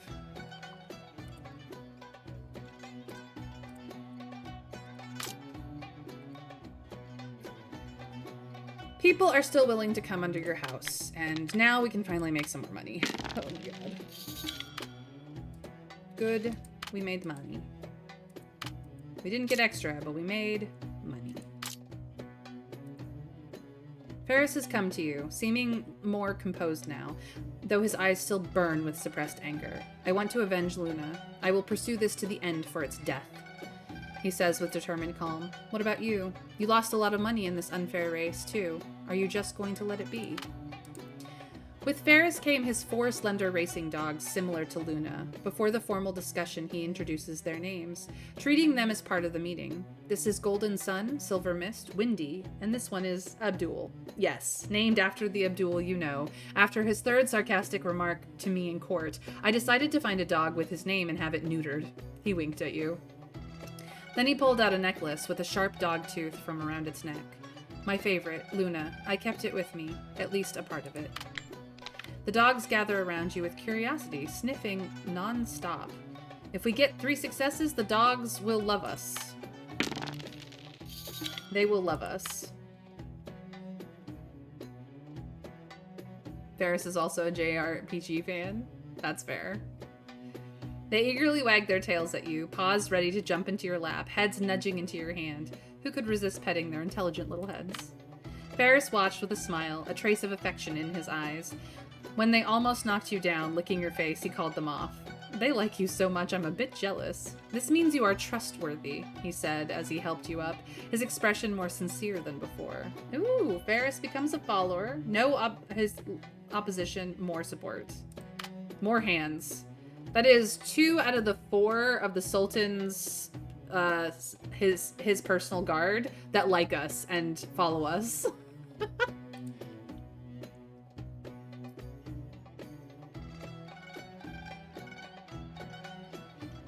You invited Ferris and his little dogs into the parlor and asked him about the cause of the accident, why Luna suddenly... Ferris's expression became serious. I'm sure someone poisoned the lure rabbits used to entice the racing dogs. They knew Luna well enough to know she liked to bite prey. He spoke calmly with a slight smile on his face. Luna lost, and many people made money because of it. Taking my money and that of everyone who believed Luna could win. My cost? My Luna died. He shook his head and continued. Those dogs at the racing tracks know me too well. The moment they see me, they hide their flaws. I need your help, Arzu, to find out what poison was used, who poisoned it, and who directed it all. I will reward you, I swear. The Sultan is not at court. It's fine. But we got some inside information. Nabani is still himself, but he's back. See, these two are both the same. People have learned. He got sociability. More people have learned. She got combat. Our little daughter. More people have learned. Our dear wife now is a sneaky, sneaky bitch. And I may need her to be sneaky to get out of this freaking city and away from this Goram game. Oh my god, there's so many things going on. We zoom all the way in. We zoom all the way out in the hopes that it's a little less janky. Okay, first we organize. This needs to go here. We have people. This needs to go here.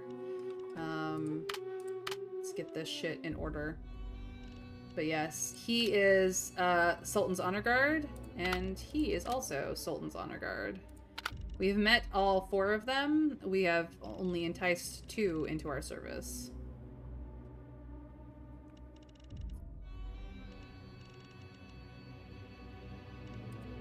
Alright. He's trying to accumulate advantages, so we kind of need to deal with him, but we could just leave. The distant oasis. We need our protagonist and the people escaping together. Sultan's cards that are impossible to break in time. Packed valuables. And then the people escaping together. You must take at least 1 person with you. Just place yourself in there and the escape event can start immediately. The Sultan card will attract you. If you hold multiple Sultan cards, the ending of the escape will be very tragic. We only pull 1 at a time. I've never done more than that. That would be insane. Okay, so how do I get this? I can't right-click anybody into place.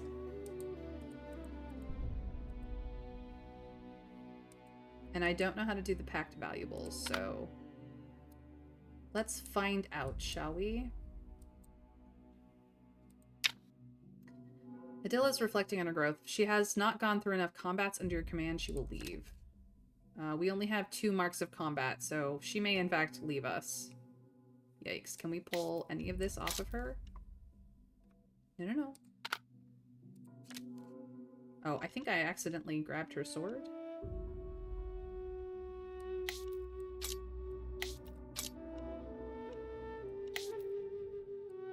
Why does she have this scimitar? She should have had her own sword. Not entirely certain what that's about.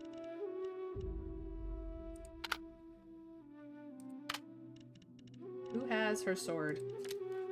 Not you. Not you. Because she had a gold sword on her. That might be a bit of a... Ah, I think this is her sword. Yeah, this is her sword. I somehow gave it to Lumera. Oh, I switched it out by accident. That's the problem. Okay. I didn't mean to take her sword. The Dreamer's Necklace, Sociability 3, and Survival? Doesn't have a lot. You don't have a lot. This actually might be better for raid.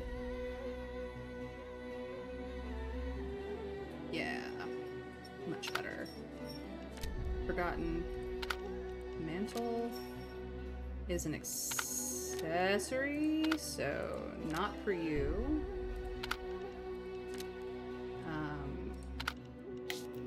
You can have a better attire though. Jeez Louise. You already have all silver things. You need an attire as well. So I guess Mahir is getting this one.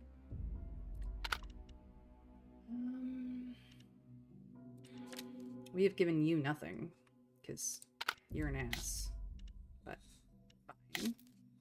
Can have something. And then we can go back to this and give you back your sword. Didn't mean to steal it from her. I could, but I didn't mean to.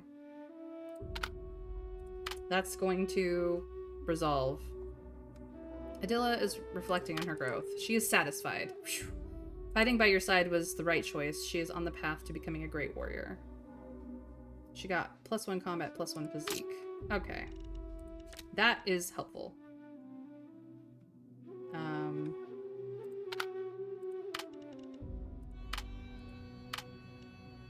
What other... I don't think I have anything else that I can equip her with.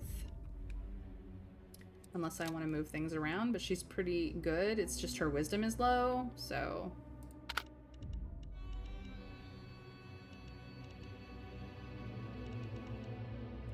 That is why I had the Dreamer's Necklace on her.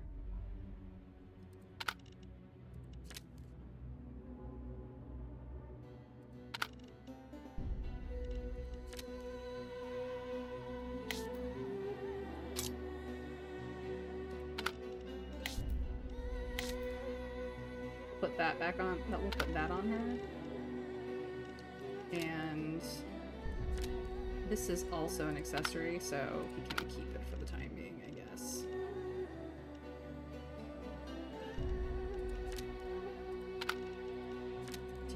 Does anyone have a pet slot? I don't think so. I don't think I have anyone with a pet slot except her and me. Yeah, okay. There's that. Let's see here.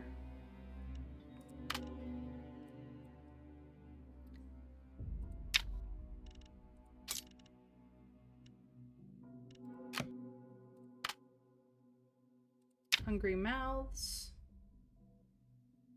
We'll just tick over. Escape countdown. Here we go. If necessary, let a follower cover for you. One way to win the game. When the cover reaches 0, the Sultan will find you and execute you. When all covers disappear, you can use followers to cover for you. Each follower can only cover for you one time and you cannot flee. Escape together requires Bond of Fate. Pack 10 gold coins. Okay. Well, nope. Huh? There's Bond of Fate on our wife. There's also a Bond of Fate on Faraj, I believe. No. Who else had a Bond of Fate? Was it Adilla? No. Lumera? Somebody else has it. I don't remember who. It's not you. I could have sworn we had a Bond of Fate on 2 people. It's not you.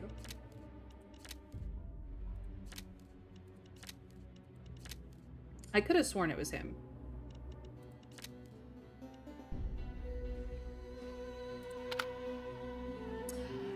It might have been Zaki. Fuck.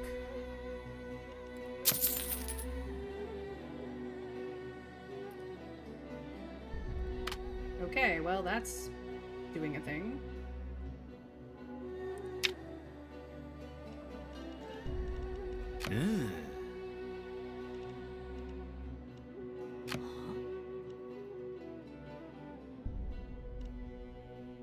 Make some money for us.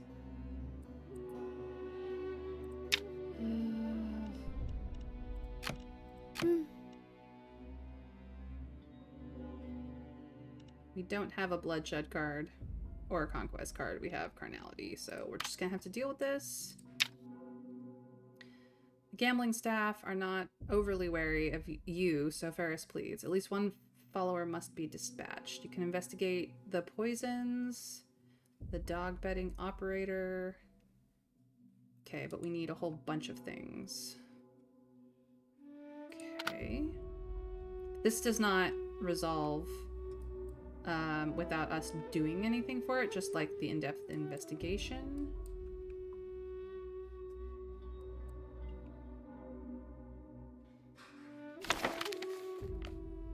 This is the story of a courtier who slipped past the Sultan's gaze to flee this brutal realm with his beloved.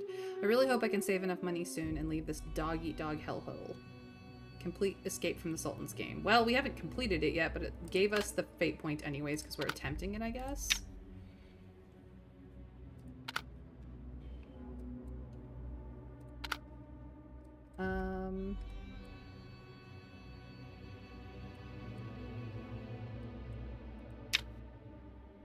I don't care about any of that.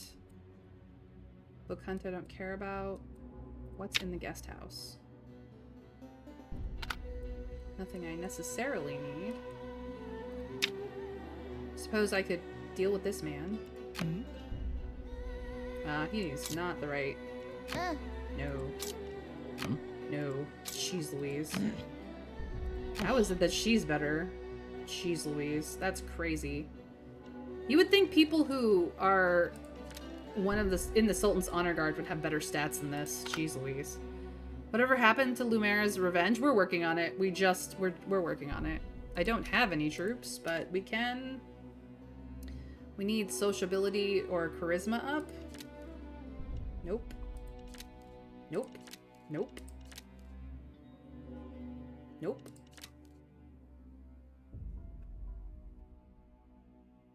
I don't know what this even does. Nope. This does sociability, but not charisma. This does charisma, but not sociability. We'll do that, I guess. It's the highest one we have, unfortunately. We have no troops, which is a problem. Alright. We still have people who could do things. I suppose this is sociability and wisdom. And I have literally only the worst people for this.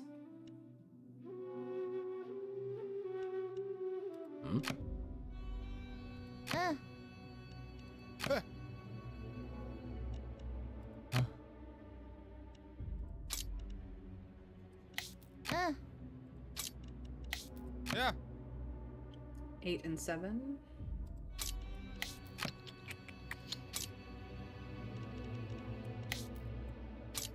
Eight and 7. Okay.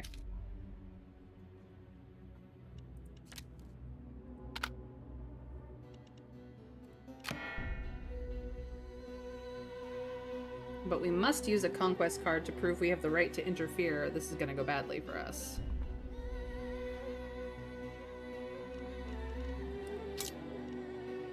You need a conquest card of silver quality or lower.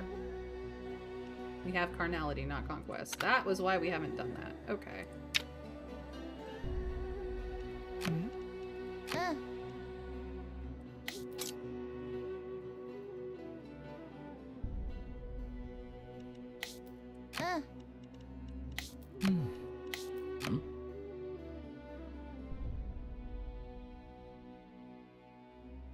So we add 4 people here. Okay, this is sociability and wisdom. He's not great at those. She's worse. He has both. What if we do that instead? Yeah. Okay, this one is stealth and survival. She's got survival but no stealth. Stealth and survival. Survival, no stealth. Okay. This one is also stealth and survival. Magic and charisma. Well, I think he goes there and she goes there, because I'm pretty sure she's got magic and charisma. Yeah. He has at least survival, if not stealth.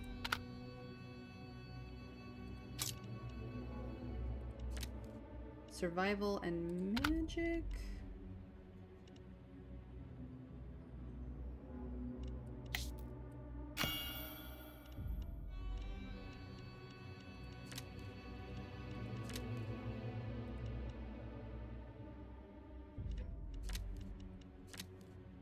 That's wisdom and combat. This is charisma and magic. He needs stealth and survival.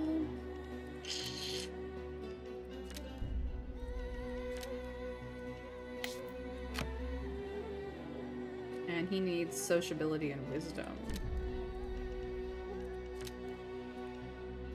Which is just inside information. Okay. It's as good as it's gonna get. There we go. I think that clears out everybody we have space for.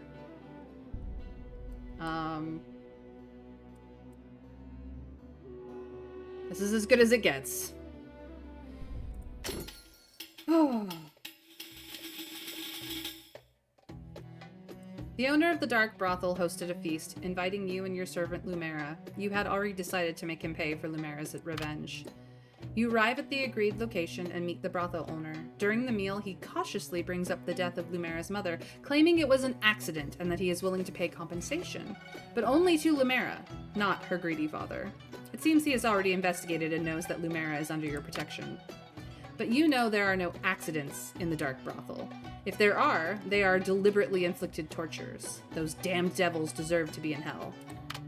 You suddenly attack him, and at that moment, several strong men jump out from behind the screen. They were already hiding there, all hired by the brothel owner. I need 2 successes. I don't think any of them live. Whoops. You drag the bloodstained blade coldly, approaching the brothel owner. The poor man wets his pants in fear, begging for mercy, incoherently confessing the truth. That woman was no longer usable, rotting and stinking, but coincidentally, there was a guest who wanted to see a murder, so I was helping her, end her suffering earlier. She was beyond saving. It's not my fault, sir. Really not my fault. Behind you, Lumera starts to tremble. Without a word, you pull a dagger and place it in her hand. After the time of half a candle's burning, you take the girl away from this dirty, blood-scented place. The cool night wind blows, carrying away the stench. She looks up, seemingly sniffing the moonlight, perhaps hiding her tears. "Thank you," she says. "I never imagined all this. It's like a story even more than books. Indeed, if life were as cause and effect as stories, people would be much happier." We did get some renown for it. Your actions inevitably left traces. Well, we did get some evidence too. One way to win the game. You still have some time. The bureaucrats are still following protocol, thinking they are stalling, but they're actually drawing others' attention away from you. Indispensable items. Most of the gold coins have been exchanged for gems. The rest became cloth, rope, wheels, oxen, and horses. Weapons, jars of water, dried meat, anything that can help you survive in the wilderness. Let's run away together. You informed Maggie of your plan, and she joined without hesitation. In the days to come, she will keep a low profile and prepare everything, waiting to depart with you. Well, people are still willing to come, and we will make money. Not enough money, but money. A little extra from our decorative house. The Sultan is still not at court, but we learn more information.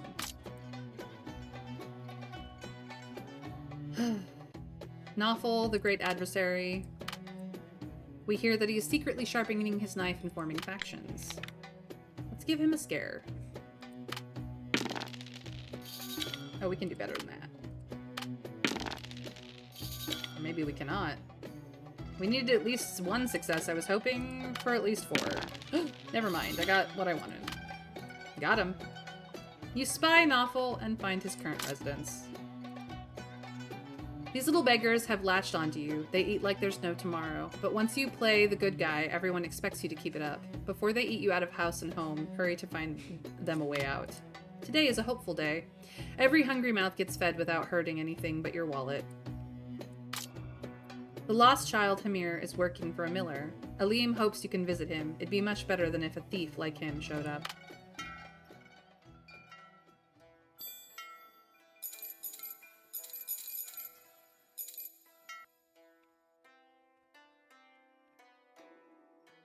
Well, guess what, Crocodile? Enjoy that.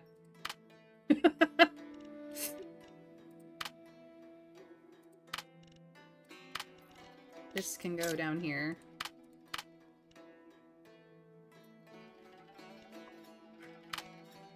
Alright. Whoa, didn't mean to click on that. We do not have enough money. Escape countdown.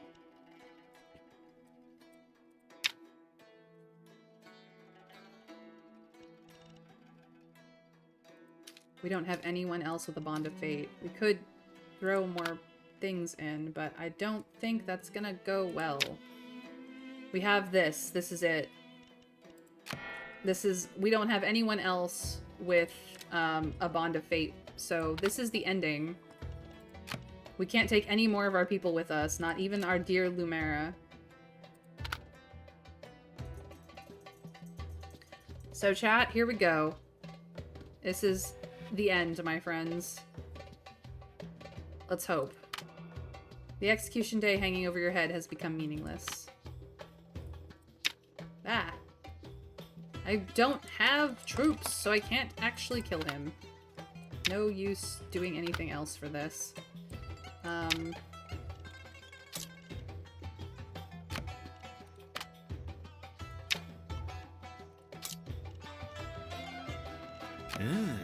People are just gonna tick over.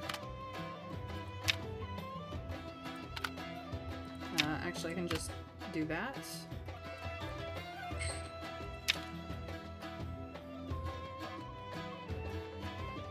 Oh.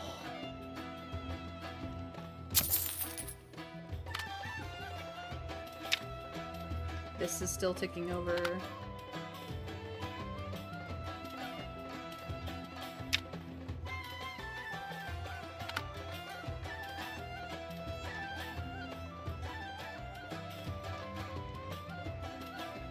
I mean, I have books, I suppose.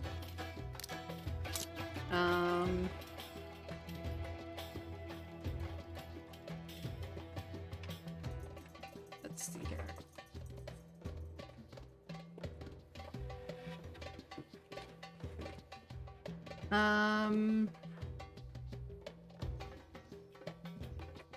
Never did figure out what to do with this haunted mansion. It's hilarious. I don't have anyone who can go here.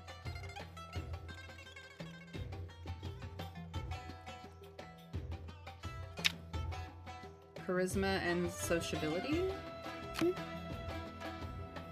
But we'd have to pay for the book. That is the problem.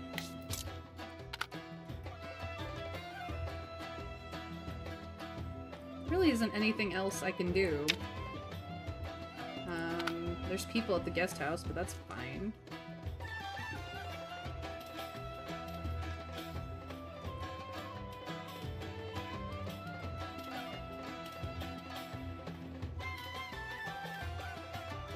I guess that's the end.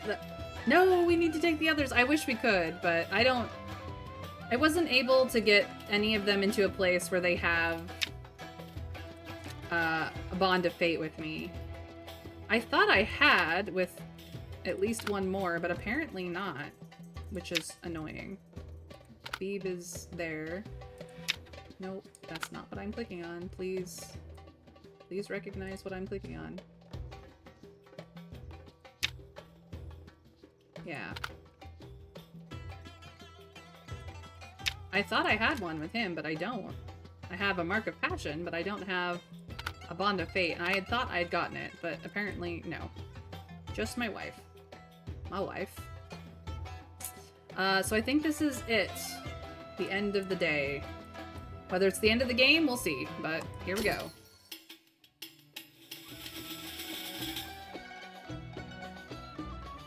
One way to win the game. You still have some time. Plenty of folk are still quietly pitching in for you, some out of gratitude, others just because they treasure your kindness. Let's go. With a goal and the means, you are free to leave anytime, but here's the real question. Do you grab all the key stuff, or is there something worth sticking around a little longer for? Well, we set out together. Let it all end now. You will fulfill your promise and leave with Maggie, escaping the Sultan and his damn game. Distant oasis, here we come. The group is about to leave this country when you see a woman standing in the middle of the road in the distance. It's the magician.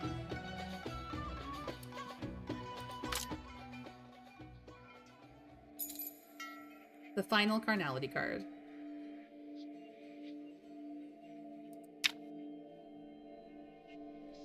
Choose someone to indulge with the sorceress. It would take divine power, a miracle, to intervene in your current predicament. What will you lose if you engage in carnality with the magician? I have only these 4 things.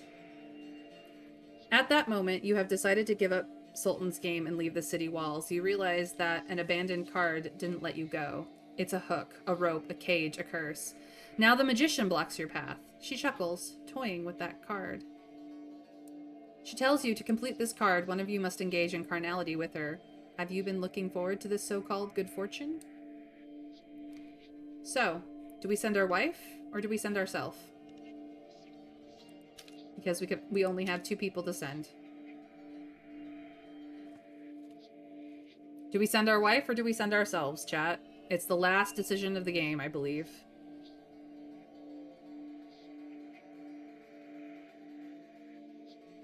Ourself. We don't pimp out our wife. That's right. She's a goddess.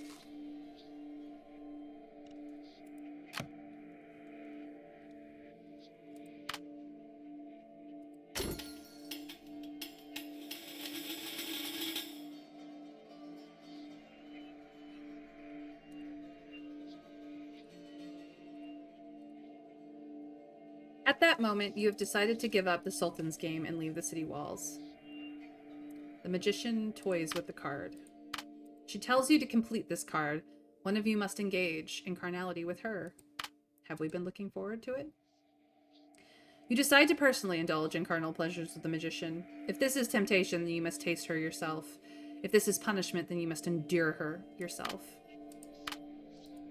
Before everyone, you approach the magician, the mysterious being who toys with you, and even the Sultan, reaching for her enigmatic face. It feels like wandering the world, as if you, in your youth, longingly stretched out to the stars, and now the starry sky suddenly responds to you with her lips. You forget where you are, forget your friends behind you. You only want to roam in this starry sky. Finally, when you are exhausted, you fall back to the mortal world. The starry sky retreats to the distant heavens. The magician and her cards leave only faint laughter lingering in your ear. She does not take your life, but you can feel that something very important has been taken from you. What could it be?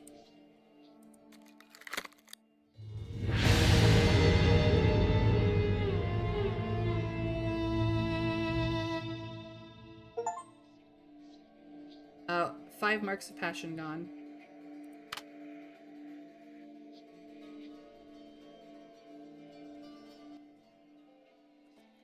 Escape to a distant oasis. Above is the exceedingly high sky, below is the exceedingly green grass, and you're living an exceedingly free life, all of which you deserve.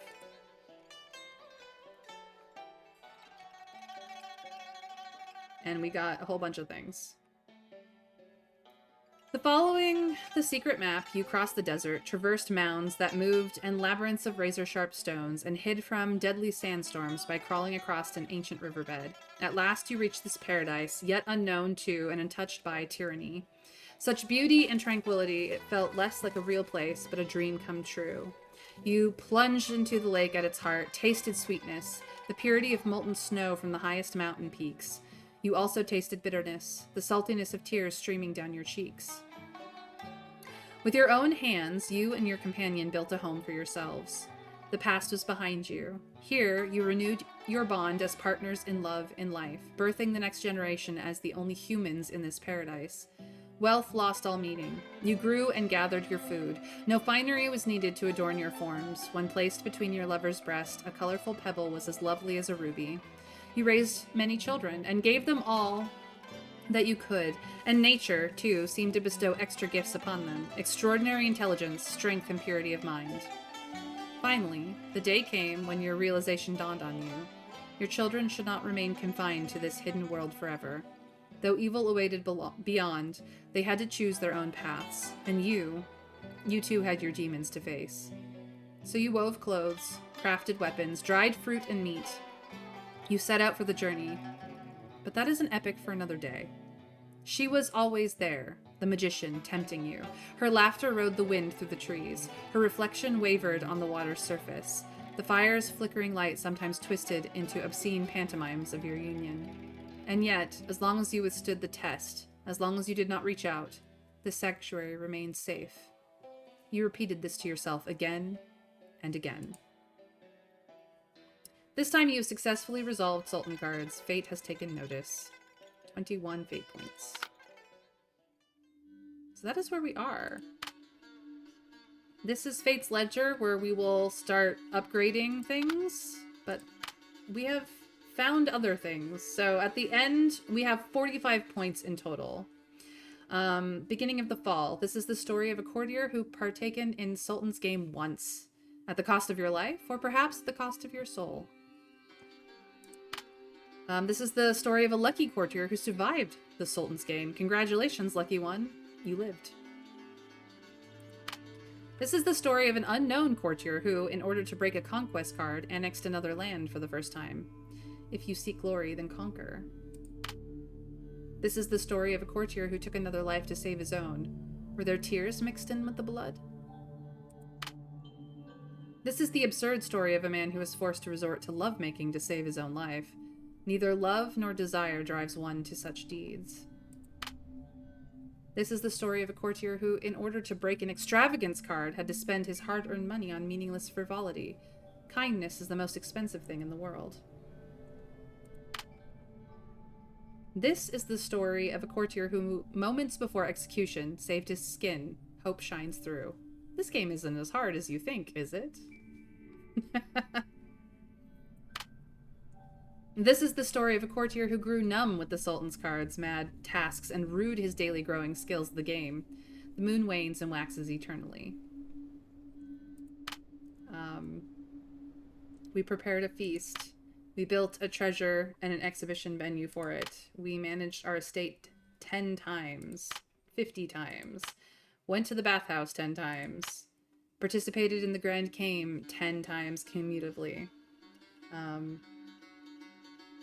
So all in all, 59 points is our reward at the end of one single run. One single run. All right, guys, that's the end of my stream. So thank you all for joining me today. I am Mayrin Althea Tover, aka May, and I stream Monday through Friday, normally, at 1 p.m. Eastern US time. If that is not your time zone, or you just need a reminder, feel free to follow me here on Twitch or over on Blue Sky, where I talk about games and my interests, and as much as I'm very bad at social media, I do my best. But if you would like to join me for more of my thoughts on this run, please do so. Here is where you can buy Sultan's game, but tomorrow we play Palia, which is a free-to-play MMO in the style of Sunhaven and Stardew Valley. It is the MMO version of that, and as it's free to play, you can all guys come join me as we run around doing whatever the ooh shiny goblins in our brain says while we do comfy cozy chill things to wind down my stream week with. I think I need it after today. Dear gods. With all of that being said, I have YouTube where you can find the playlist. If you want to see the full version of my first run in this game, you have all weekend, the next 3 days, to catch up. The playlist is there for you, and if you subscribe, and especially if you ring the bell, you'll know when my VODs go live, and you can enjoy the entirety of the playlist. There is going to be another run of Sultan's game starting next Monday, so feel free to make sure you're all up to date on what I know about the game so that you can help me manage to do better next time. So many decisions, so little time. All right, but because it's the end, we raid our friends because we're all in this Twitch community together. If you think that my barebone basic raid message is too boring, feel free to use your own love heart or raid emojis to say hi to who we raid and support them in their channel because they're my friend and I like them. Let's see here. We are gonna go jump over to Psycho Phoenix, aka PP. She's British, she's sassy, she's amazing, she's a bundle of fun, and most importantly, she's my friend. So feel free to give her all my love, you guys, and I will see you tomorrow for Palia Friday. Until then, you guys, take care and bye.